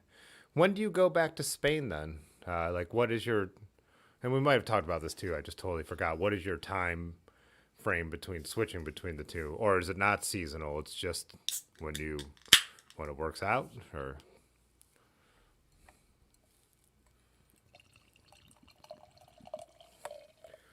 yeah, I'm loving this Missing Falls beer for sure.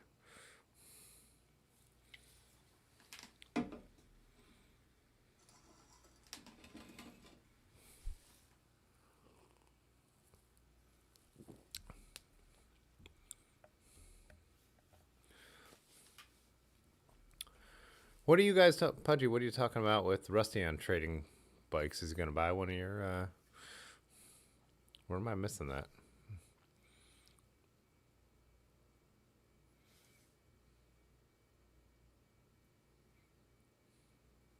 There's a pro giant rider that lives in Florida. Did anyone answer Broadford's question? I can't think of who the pro rider lives in Florida.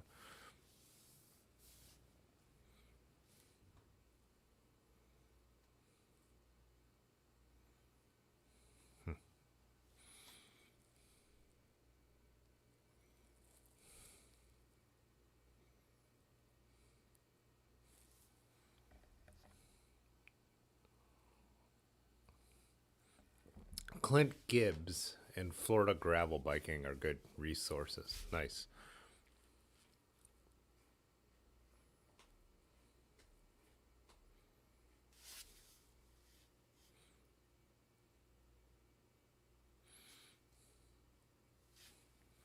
Pull up some of these.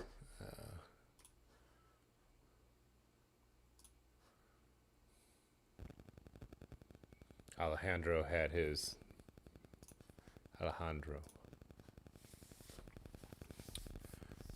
Is that the Hawaiian brewery, it looks like? Let's see. Oh, Sierra Nevada. Summer Break. I haven't seen this one. Session Hazy IPA. I will keep my eye out for that. Sierra Nevada are some of the OGs. I'm still a fan. I have not seen that beer yet.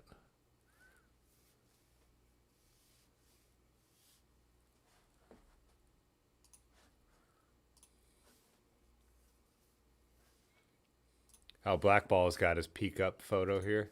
Nice.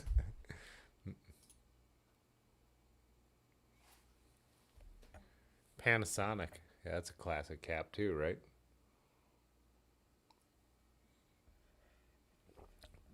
That's got the right shape for the peek up, but it also looks like you've got some helmet interference with the modern helmet going on there.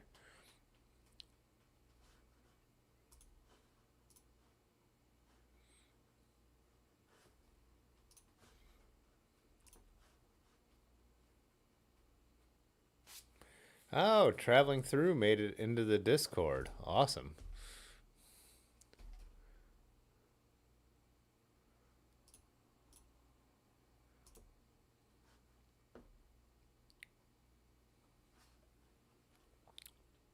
Let's see where we're at here. Oh, Rusty wants to try out the claw since he's eventually going to get one too and wants to know what it's like to be a man. I was reading that for the first time and started cracking up halfway through it. Um,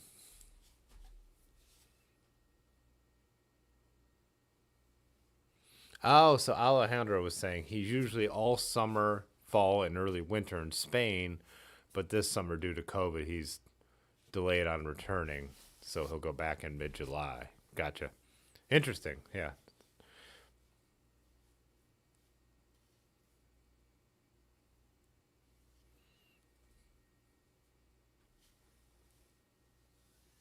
Oh, what's up, Mike? How you doing? He said North Central Florida, Seminole, has a killer gravel scene. Huh. So that wouldn't be too far for Alejandro, right? Well, Tampa is just slightly south of Central Florida, right? I could pull the maps up, but someone complained when I pulled the maps up last time.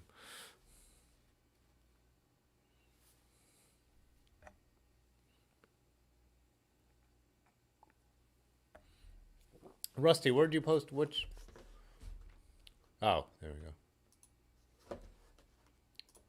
There we go.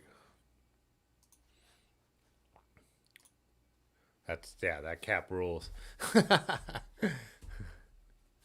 He said that's a Bello cap. I looked them. Oh, we looked them up on the stream. They have a lot of great designs. Yeah, Bello. I forgot we were looking at them. What, last Tuesday? I think a bunch of their caps. Peak up, Pudgy.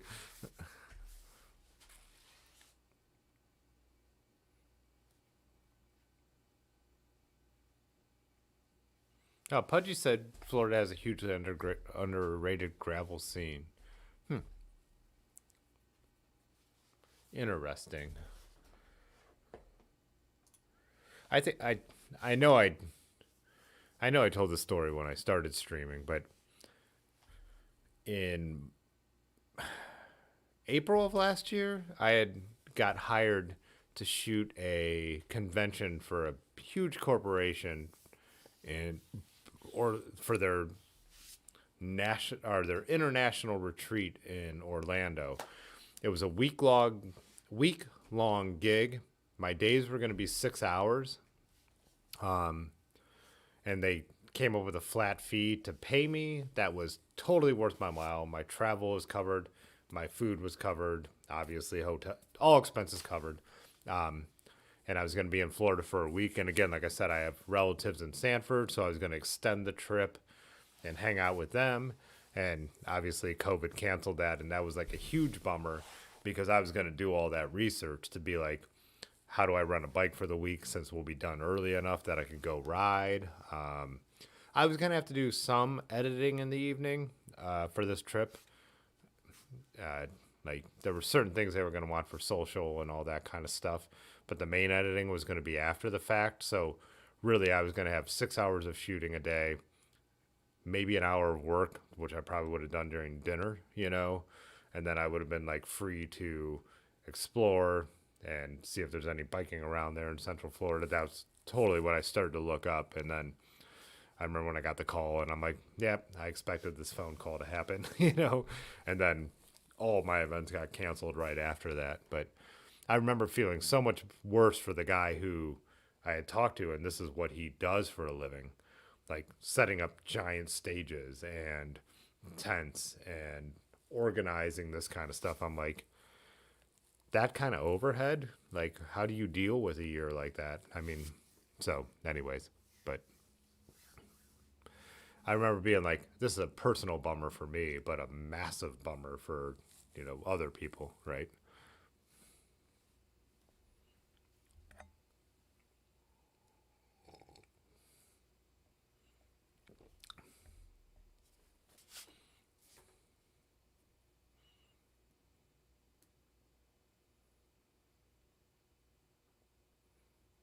Uh, oh, nice. Pudgy was saying he's got 3 different wheel sets for the new build.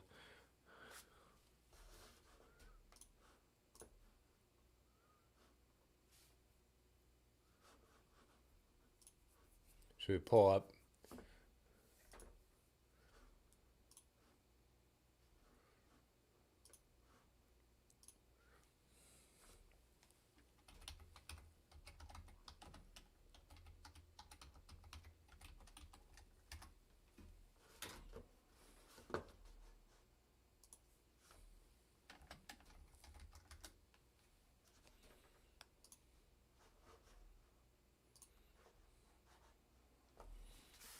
Pudgy's, is this the color? Is it going to be that? Yeah, right? The titanium look.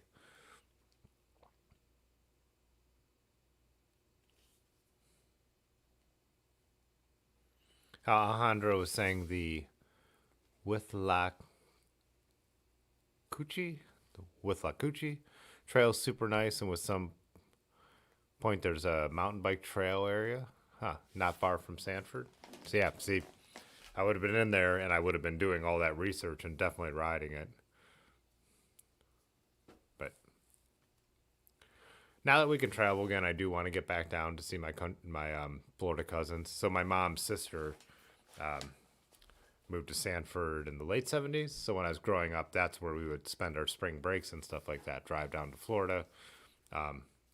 Last time I went, my brother was going on vacation to Miami, and he dropped me off on the way with my cousins. My cousins are both about, my 2 dudes, they're both about 10 years older than me.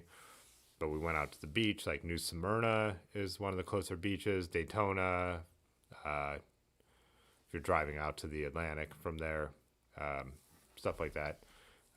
Ponce Inlet, really, really pretty. Ponce Inlet is one of my favorite beaches that I've been to in Florida.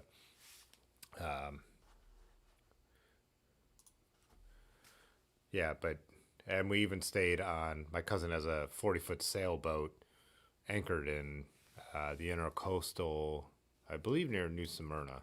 And we slept on that one night after hitting the bars. So.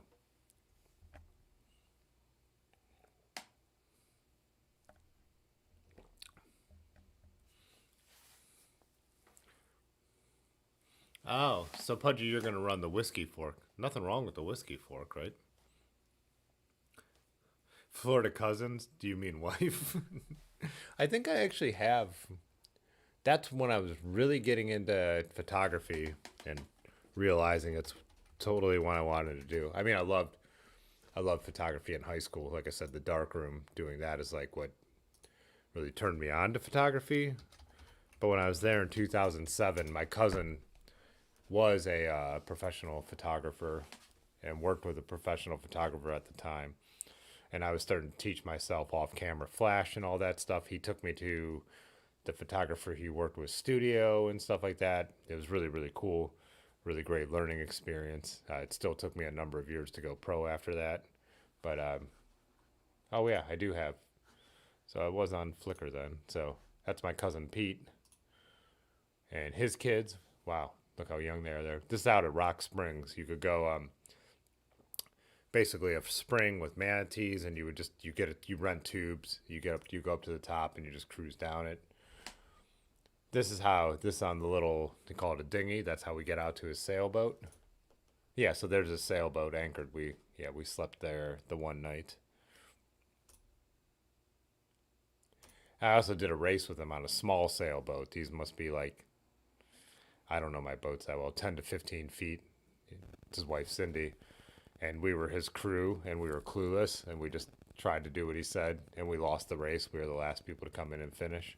So, yeah, there we are, out on our race. That's my cousin Jeff. He's the one who's the photographer. Oh, then they even took us out on the St. James River. We went water skiing and tubing and all that kind of stuff, which was a blast. James, is that right? Does that sound right?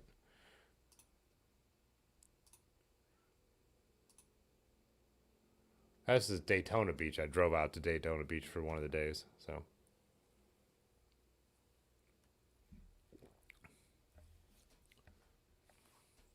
I like that Art Deco-y look of that building. Yeah, this is Daytona for sure. Yeah, because you could drive on the beach. Daytona is one of the few beaches like that. It's, yeah, going through the intercoastal. Yeah, I only sat there for a second so he could take that picture. I was really uncomfortable driving the boat, but I don't know if Lakey's still here, but he would like that shirt. It says Chow Chow, but it's a Coke. I lost it somewhere along the way. Looks like a Coca-Cola shirt, but it says Chow Chow. Oh, then after I left, I had a rental car and I drove down Key West and spent a night in Key West. Oh, Hemingway's house, yeah.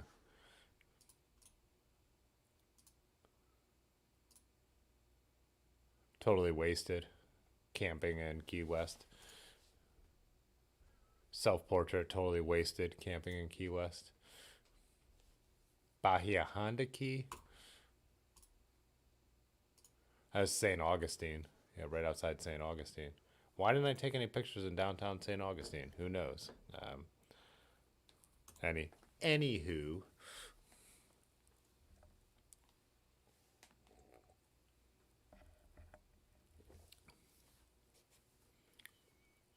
Blackball says every time he lost a t-shirt, he wonders how he managed to lose a shirt. Yeah, and I have a ton of t-shirts, but there's ones like that where I'm like, where'd it go? Where'd I leave that? You know, so.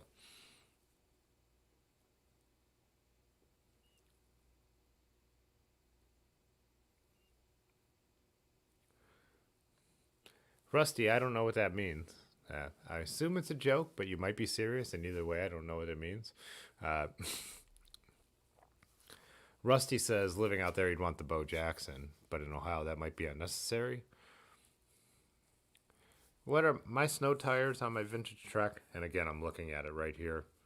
Are what, like 2.4s or something like that? It's good enough to get through most of the weather you could ride in Ohio. So.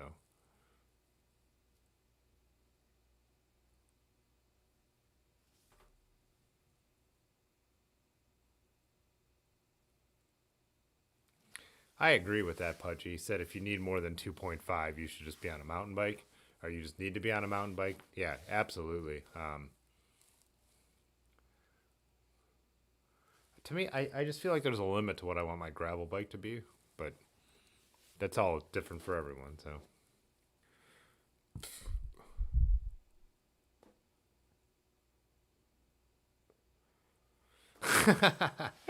Alejandro said, so as an aside, last Thursday's show was interesting because as a recent addition to the audience, he thought that Large Marge was Tim's hefty girlfriend.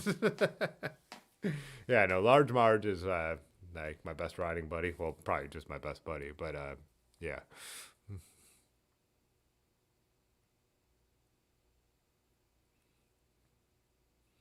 Oh, then you saw yeah, when they came on. Yeah, Large Marge is the most fit, I think, of all my friends. So.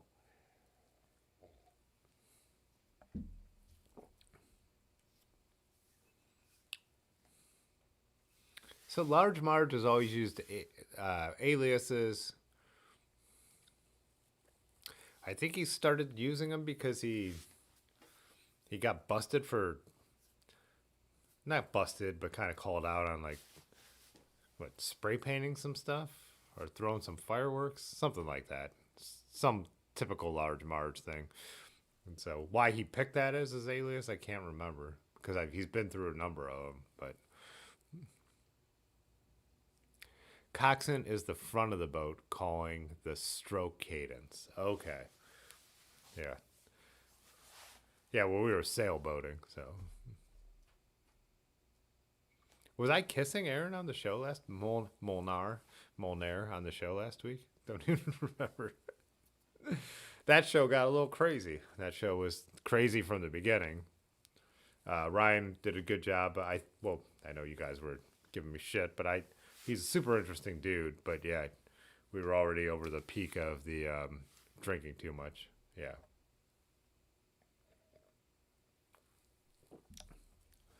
Oh yeah, I know Large Marge is a Pee Wee Herman reference. I just don't know why Ben picked it. So yeah, definitely Pee Wee Herman reference, but it doesn't stop me from going to Stroke Cave. What's up, D'Amico?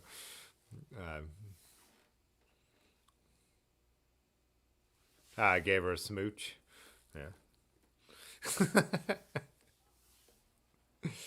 That was an interesting one. I went back and watched like 10 seconds of it. I'm like, I don't want to watch this. Yeah, so. We had fun, right? I mean. Oh, who commented? Trying to remember. It might have been Gary or someone who said they commented the next day after that live stream, and they're like, "Oh, I just finished watching this in the morning. Great show." And I'm like, "Are you sure it was?" So.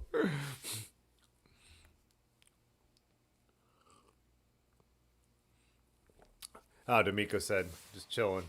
Not much, just checking in before bed. Yeah, glad to stop by. D'Amico, have you gone out to any of Mario's, like where he's kind of done the Thursdays thing over there? I doubt you do. You have the little one, but he's kind of done. You probably watch it on or seen it online, but he's been doing that like kind of Thursdays vibe over the matinee. I couldn't make the last one, but I kind of wanted. I kind of want to get out to that. It seems like it'd be a good time. I don't know if anybody old school shows up to those, but it'd be fun. Me and D'Amico's mutual friend owns bars, and they ended up closing during the pandemic, the one that was like the indie dance club, like just a legendary place. But he's kind of been once a month now starting to recreate those nights at one of the other bars he owns, where my friend Wes, the one I started my group rides with, actually works. So I think it'd be kind of fun to go out there. Yeah, Lanky has kids. He already went to bed.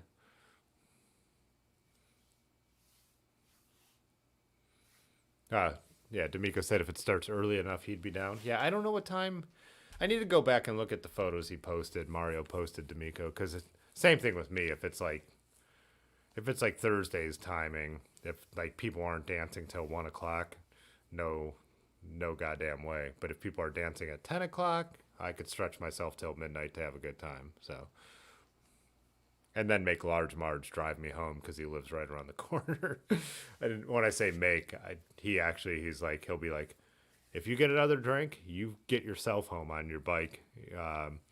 If you want to go, I'll drop you off right now. So that's usually, Large Marge gives me an ultimatum back in our hitting the bar days when we're out on our bikes. So.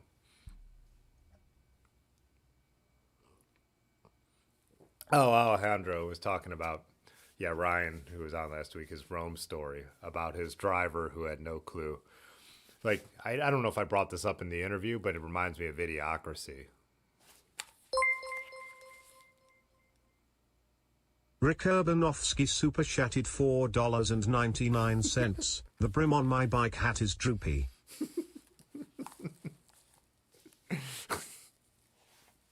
The peak on your bike cap is droopy.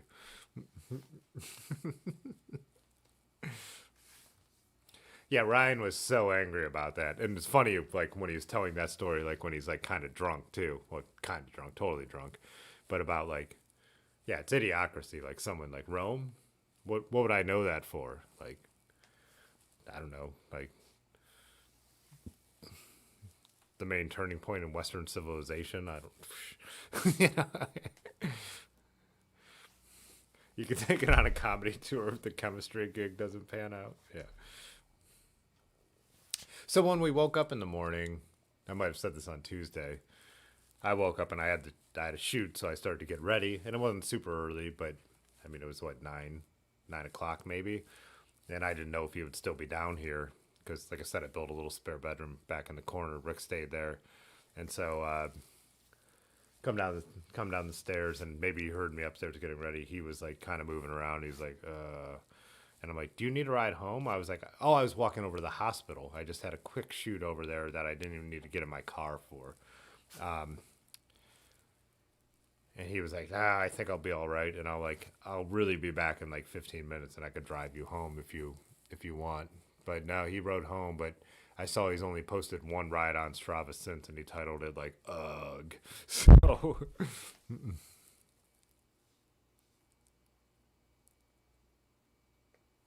Oh, D'Amico said he needs to get a bike for his almost 4-year-old. Bought her a specialized balance bike last year, and she didn't like it. So want to try training wheels. Yeah, Lanky would be the one to ask, but he already crashed. Crashed. Went to bed. So I gotta think kids' bikes, like kids' bikes with training wheels, like now that garage sales would be back would be the way to do that. That's how my parents always did it. Same thing. They didn't. My parents are thrifty, and they're fairly well off, and they're extremely thrifty. But like, that's what they would always do when we were kids. But the balance bikes didn't exist when we were little, so it was all training wheels. You went from a big wheel, a plastic big wheel, to a bike with training wheels, and then they took the training wheels off, and you had your dad teach you how to ride. Wait, I don't know what year you really start riding at, right? Oh, it's 7, maybe? Oh, yeah, Rusty said get her that Carbon Swerks balance bike, yeah. Obsolescence, you're saying not training wheels? Why not? I mean, like, because when you ride on training wheels, the thing is you're actually riding your bike most of the time, because the training wheels, those cheap with the L brackets and the wheels on them. We were kids. Pudgy Pedal Pusher Super Chatted $1.99. Rick is definitely the expert on droopy things. Banana, grapes. Grapes.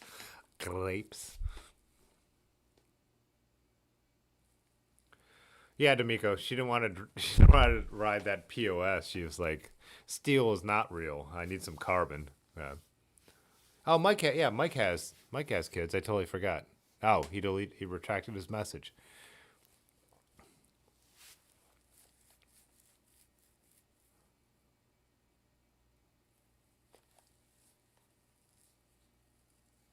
Yeah, those training wheels, I remember those plastic things, but it was when you were riding your bike down the sidewalk. I grew up in the suburbs. You were riding a bike. You know what I mean?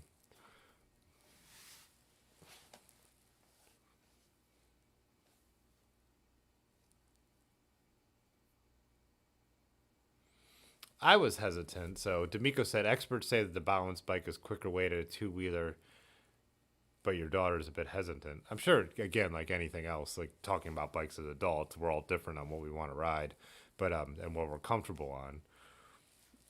I grew up being super hesitant to try different things and like did not like it, and was the kid just classic. It could be like an 80s TV show. Don't let go of the bike. But what your dad does is you say that, but you're riding the bike and he lets go and he keeps his hand there as he's running behind you, and you're actually riding a bike, and you build the confidence that way. But it seems like the balance bike is the thing, right? Training wheels might give her the confidence if the balance bike isn't working. So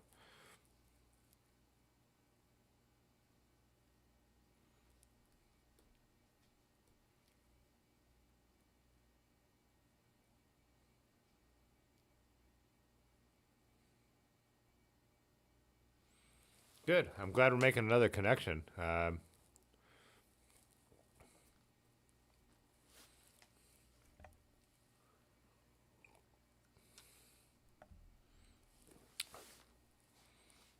Yeah, if there's a way for you guys to connect, that would be rad.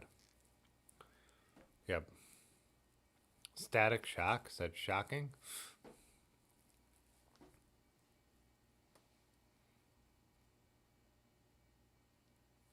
Yeah, that is. I never thought of that, Pudgy. You could just buy a cheap Goodwill bike and pull the cranks off. Because on kids' bikes, they're either square taper or that like really vintagey 60s style, like one piece crank sets. Yep.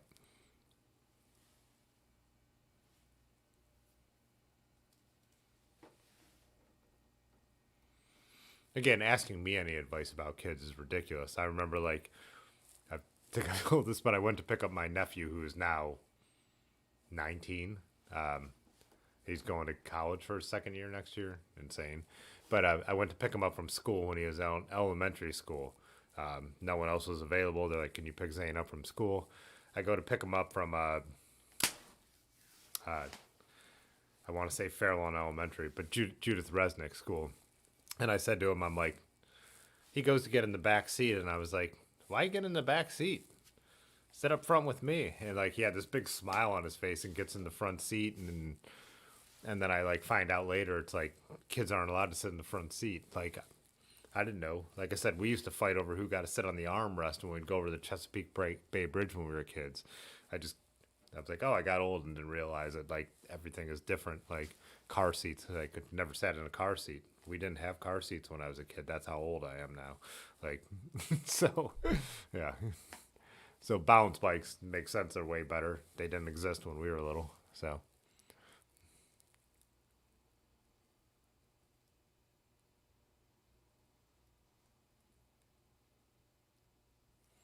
Oh, so Pudgy said that's what he did for his niece when she was riding without cranks. He put the cranks on. Nice.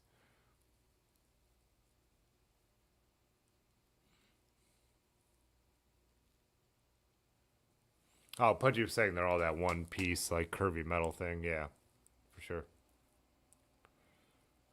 Bradley Wells said better be American made. Yeah, good luck. Good luck finding a child's bike. Anytime made in the last, 40 years that would actually be American made. I can't imagine there are any.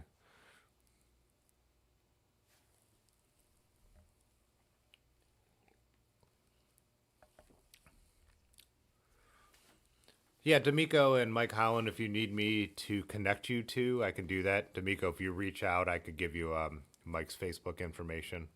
Whatever works for you guys. One of you guys hit me up from one side. Rusty said, you know what's awesome in North Olmsted? North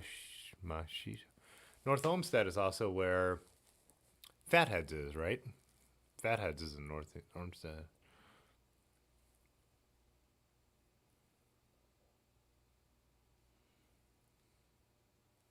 Yeah, Pudgy said he got pushed down a mellow hill until he didn't fall. Yeah, I think that's how my brother probably learned. And oh, less than rocket science said he actually broke his thumb learning. Yeah. I definitely scraped up a couple legs or two, but we were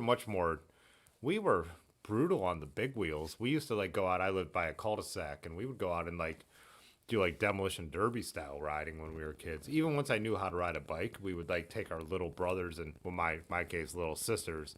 It was some kind of pink My Little Pony big wheel. But we would all get out there and do like demo derbies. And you know, on a big wheel, how your legs are entirely exposed. And remember, those plastic front wheels would totally wear out and they would cave in, but they would still be totally rideable, but it would just be jagged plastic, and we'd all be ramming those things into each other. So, yeah. Fatheads is in Middleburg. That's right. Yeah.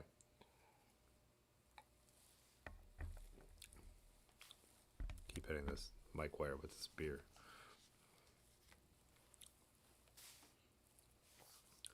I also saw, Mike, that you posted, so Mike brews beer. You posted that you brew a super high alcohol IPA just the other day, right? Or you just had the finished product the other day?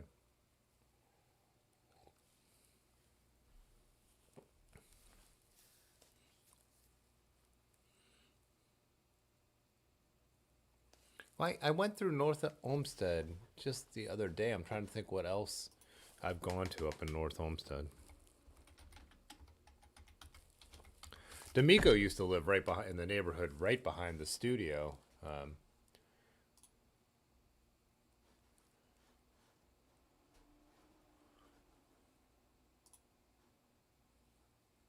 Oh, okay, that's more where I was thinking.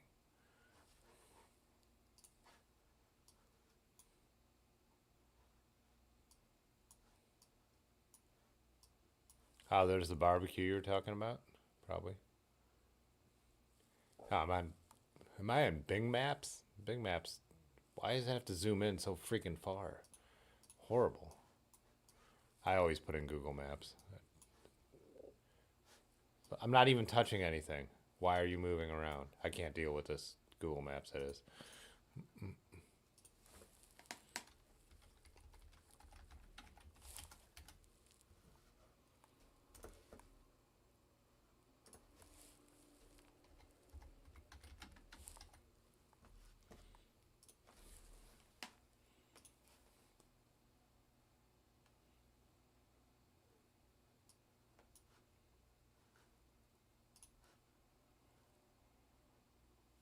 There's a place called Best Damn Tacos.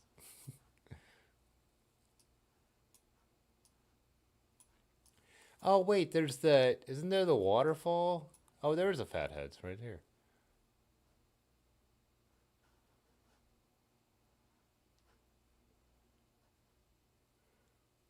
Yeah, this Fatheads used to be a farm market that my grandma used to buy me apple fritters from. My dad, Columbiana Road. Yeah, for sure.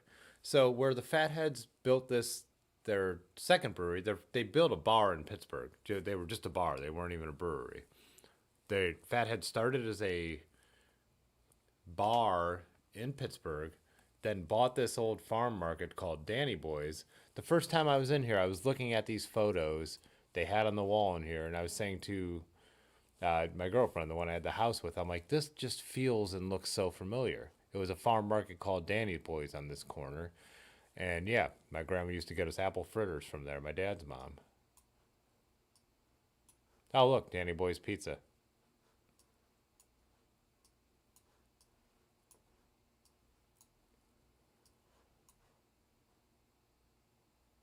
Yeah, for sure.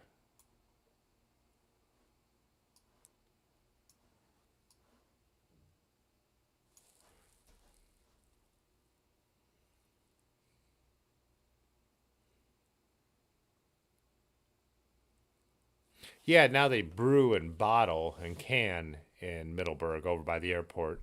They actually sold their one brewer and just their one brewery and built a even huger, crazier brewery over there. But yeah, that's the original one there. Oh, Valley Parkway too goes through North Olmsted, so we've ridden our bikes through there for sure.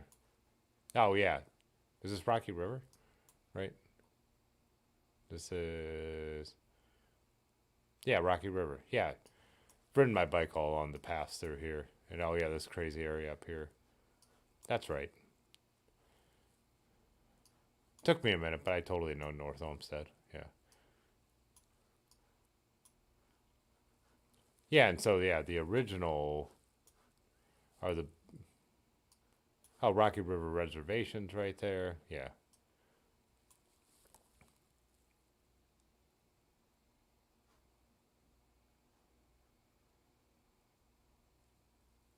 Oh, then I had a shoot in Olmsted Falls. I went over there, had lunch there one day.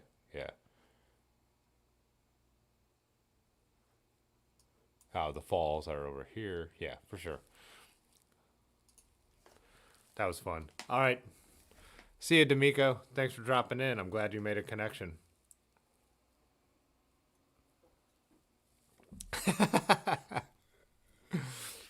But you said big wheels are fixies for people who can't ride fixies. I said what I said. That's true. They are fixies. That was what's so fun about them. That when you're doing demo derby, you just like reverse those things so hard. And we used to ride them barefoot. And you know those plastic pedals with the metal.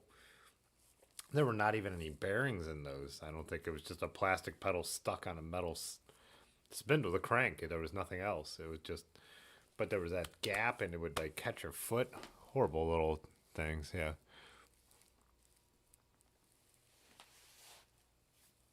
Oh, Mike was talking about the beer I saw him post on Facebook. He said he bottled it 2 days ago.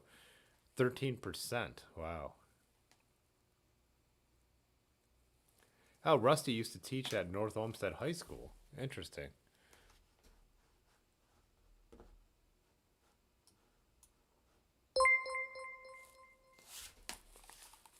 Imam Montreal is subscribed to the channel. New sub. Oh, yeah, Chris is saying those plastic pedals would snag your feet something fierce. Right? They just had like a washer on the end, right? You had the plastic pedal washer and then just, yeah. Let's see. We even went to Safety Town and we rode around like that fake city on big wheels.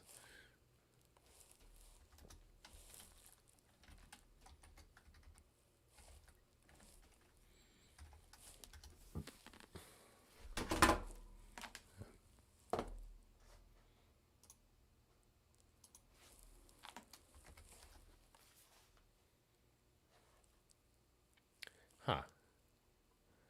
I'm getting motorcycle. Oh, there's the classic. Like the original one. These were around when I was growing up. They were left over more from the 70s, I think. Like this one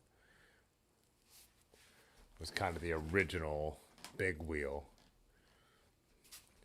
Oh, and those seats popped off. So we would pop those seats off and you would ride it with one knee. And instead of using the pedal, you would push off the back with your foot like a scooter. Do you guys remember doing that?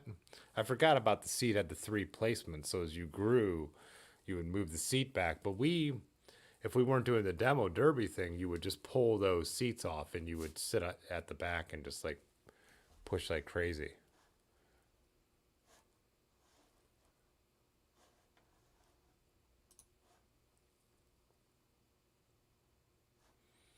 This is probably like what I was like my sisters that I was riding. And then they would crack. They would crack right here through the plastic. And you'd be riding one and it would be like it was like riding a hardtail mountain bike because you had this like suspension in the fork. Oh, that's just powder puff, so that's way later, but still what they look like. There was a G.I. Joe one with fake guns sticking off the front. Let's try 1980s and see if that changes the search at all.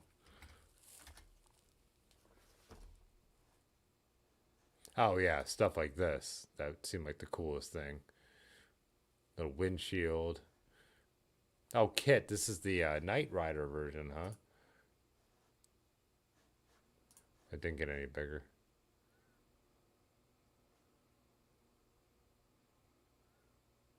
$5.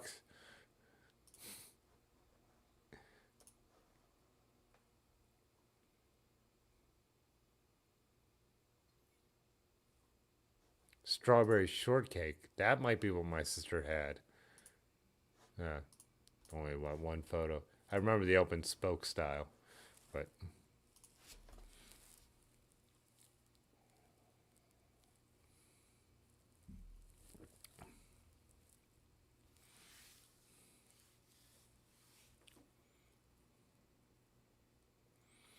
big wheels are penny farthings for pansies. Who'd I miss? Someone jumped in here and knew that. Oh, I'm on top chat. Dang it.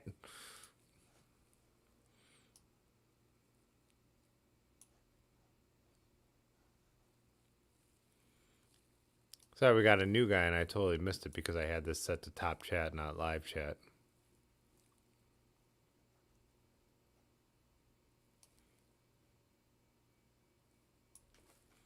Is there a way to raise the handlebars on a big wheel?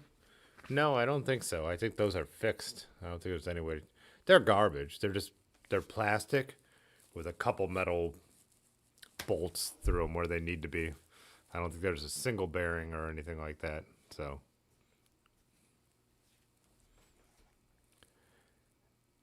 I am Monttrailer. How did I totally miss this? I cannot see who Pudgy's saying hi to. I switched it to live chat. Annoying. It's on me for messing that up from the beginning. So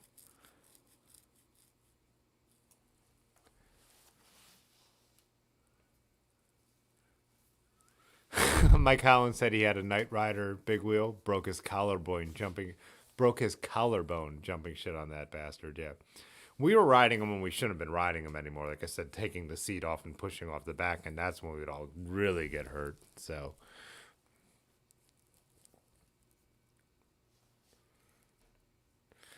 Black Ball was saying, hell yeah, to big wheel scooter mode. I don't think I would have thought of that.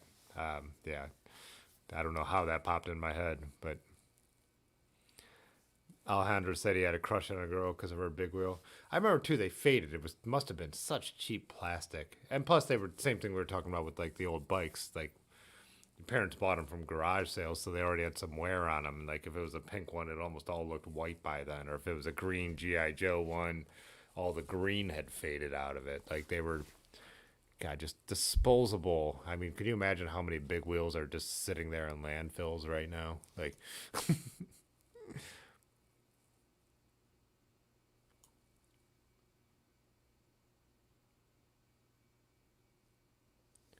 yeah, and then after, so um, Patrick said he had never had a big wheel, but after that, when I was growing up, then kids had those little electric things that they didn't even like. Well, growing up in the suburbs anyway, where people had a little bit of money, those like power wheels. Is that what it was? Those actually motorized ones. So, which Colin I was super Schlosser jealous of, subscribed but to now the I'm channel. glad we actually were, just like how I like to ride my bike. I'm glad we weren't riding big wheels. What did Pudgy tell me to Google? Huffy Sonic 6. Did I miss it?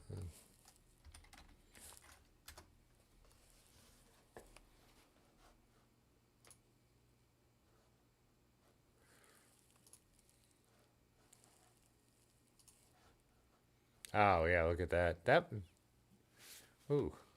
My Huffy was a little red dirt bike. But probably not that different. Nah, mine didn't have all these plastic bits. And we would take off these ball protectors and the handlebar protectors like instantly. And the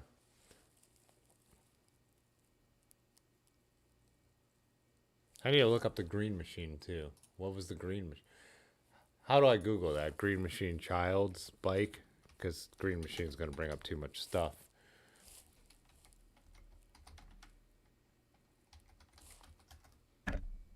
Oh, this thing?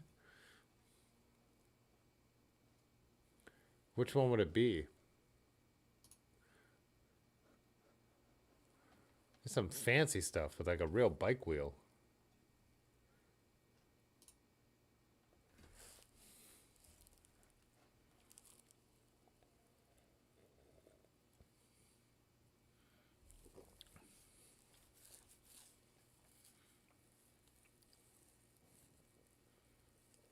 Hey, what's up, Dimitri? Yeah, we live stream almost every Tuesday and Thursday night at 9. I'm going to miss next week because I'm going bike packing, but I'll do Tuesday. I'll miss Thursday. Man, yeah, I wish I was a... welcome. How are you seeing stuff that I'm not seeing, Pudgy? Are you just messing with me?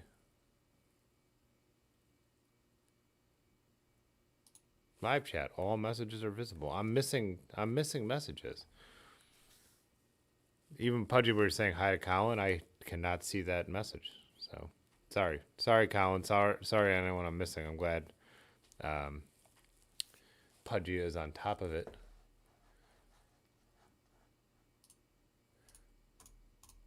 Oh, your first bike, Pudgy. If the shifter was on the stem, it would have been a the 3-speed.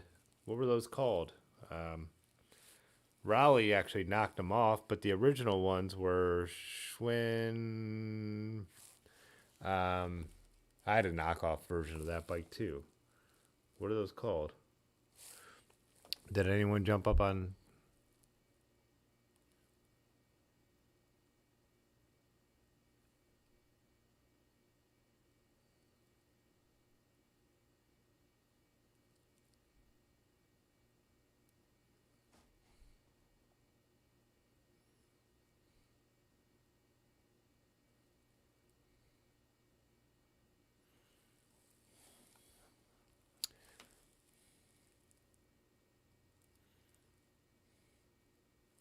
What is the famous? Someone help me out here, and I know this, but what is the famous bike that had the center shifter and it was made to look more like a motorcycle? They rode like shit. They were terrible, but they like blew up. Was it like a Stingray or something? There was actually a huge patent dispute between Raleigh and another brand that invented them.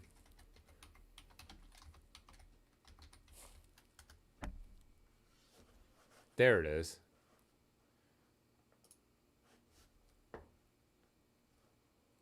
Yeah, Rowley called theirs the Stingray, but there was a different brand that sued Rowley for making it. Right? Oh, the Schwinn Stingray. So Schwinn made the Stingray. Yeah, the banana seat. Like they were like choppers. These were hugely popular. The first bike I rode was a boat anchor 10,000 pound version of this.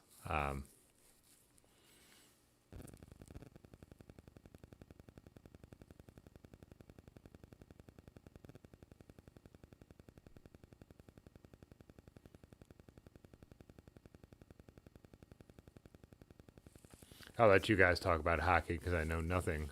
I don't know anything about it. So Alejandro asked, did any of you guys convert your old banana seat bikes into choppers, or was that a SoCal thing? Yeah. I mean, like these ones kind of came like choppers, right? Oh, there's an actual Stingray, but oh, look at that yellow one. What was, I'm trying to think of what the, here's the Raleigh version. Oh, that's too small to see.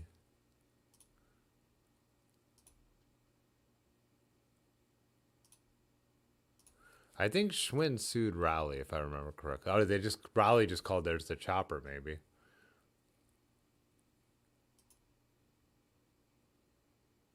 Fun scope.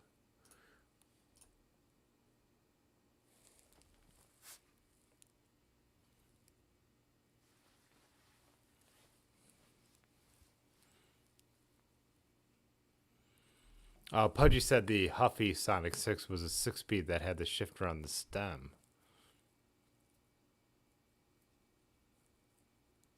You out, Rusty? Peace.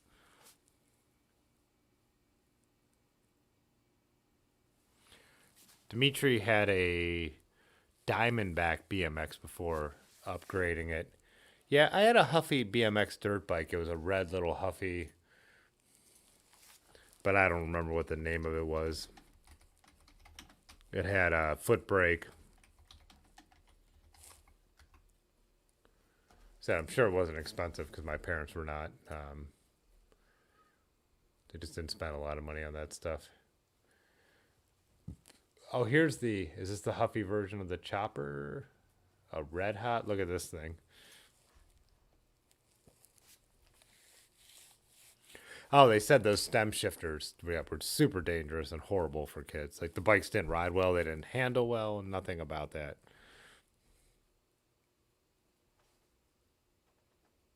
Yeah, the Stingrays are the Schwinns, right, Mike? Yeah, let's do one more piddle break. I got a piddle, and then we'll wrap up.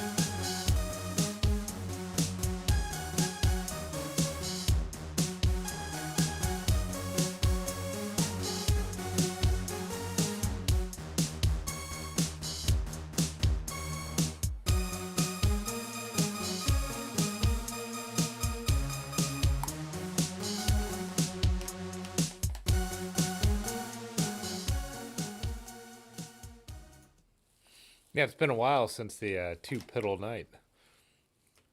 What, did my robot go to sleep? My robot's not dealing with the piddle anymore?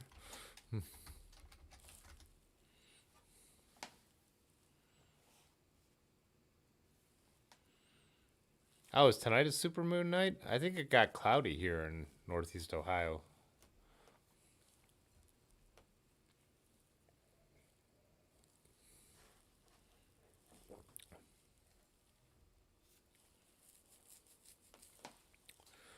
Yeah, Alejandro, I wasn't hacking any of my bikes back then. I mean, like I said, we took off some of the plastic bits and stuff like that, but we didn't actually do a bunch of work to that. But Rick was saying he did that kind of stuff. Nice.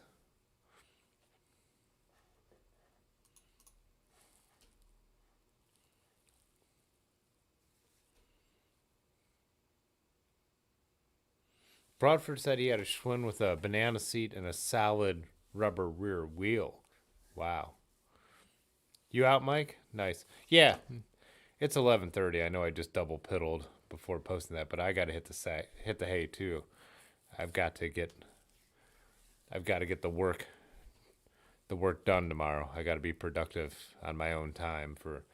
It's easier for me to get to when I just have to get to a shoot, right? But oh, thanks, Dimitri. Yeah, so I'll stream on Tuesday at 9 o'clock, but Thursday I'll be on the road, riding from Cincinnati to back home. So, yeah, let's end it here. Gonna be camping this weekend. Still have a new video on Monday, streaming on Tuesday. So, yeah, we'll chat. And one thing I was thinking for the time I'm gonna be gone, I might try and get a video out and premiere it. And I'll premiere it on... My goal is to premiere it on the Thursday when I'm going to be gone, but at least then there'll be a chance to chat on Thursday night. So, all right, with that. Okay, bye. All right. Okay, Yeah. this time. Fitzwater photo.